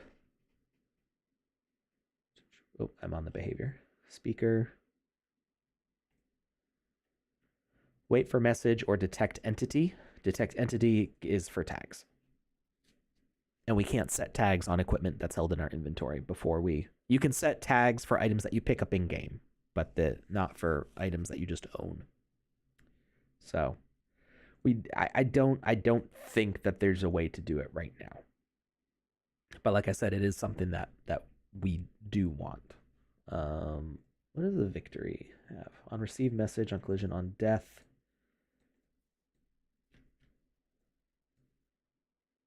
Tags to collide. On receive message. Yeah.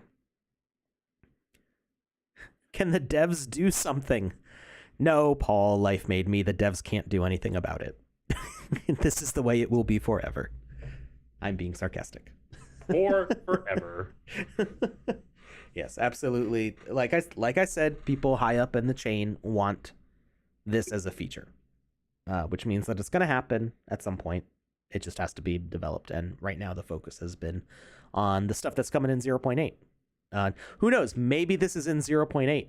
I haven't experimented with 0.8, so maybe we're just spinning around in circles trying to find a feature that's not here yet that is already in the new version. Who knows? We don't know what's there. Yeah. We don't know everything that's there, at least. Yeah, I think this was not so much how useful this specific thing will be, but just that there's so much out there that is yet to be discovered. There's so much, you know what I mean? There's so many little, I don't know. You can pretty much do whatever you want. I mean, 100%. yeah. Yeah, I just, it's almost more just like kind of funny than useful almost, I think. No, I think it's useful and funny. I mean, it's incredible to see how many people didn't know about this stuff. And I mean, like Touche is a prime example. He's in here all the time making incredible things. And even he didn't know this. Like he was saying he spent 30 minutes online the other day just filling a lake with water. And now he can just clickety clack and be done. Yeah, and I didn't even know that. It's hyper encouraging. Sanzu says the devs get full mana renew for inventing floodfill. Any beans on when 0.8 is coming out? It is very soon, TM.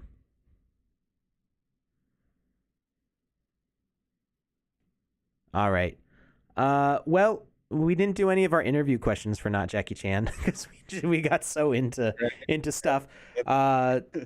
So, I mean, just talk to Not Jackie Chan. That's fine. Go follow Not Jackie Chan on Twitter, and you can find out more about him there. I'm gonna share that that Twitter address again because Lucas has got to go.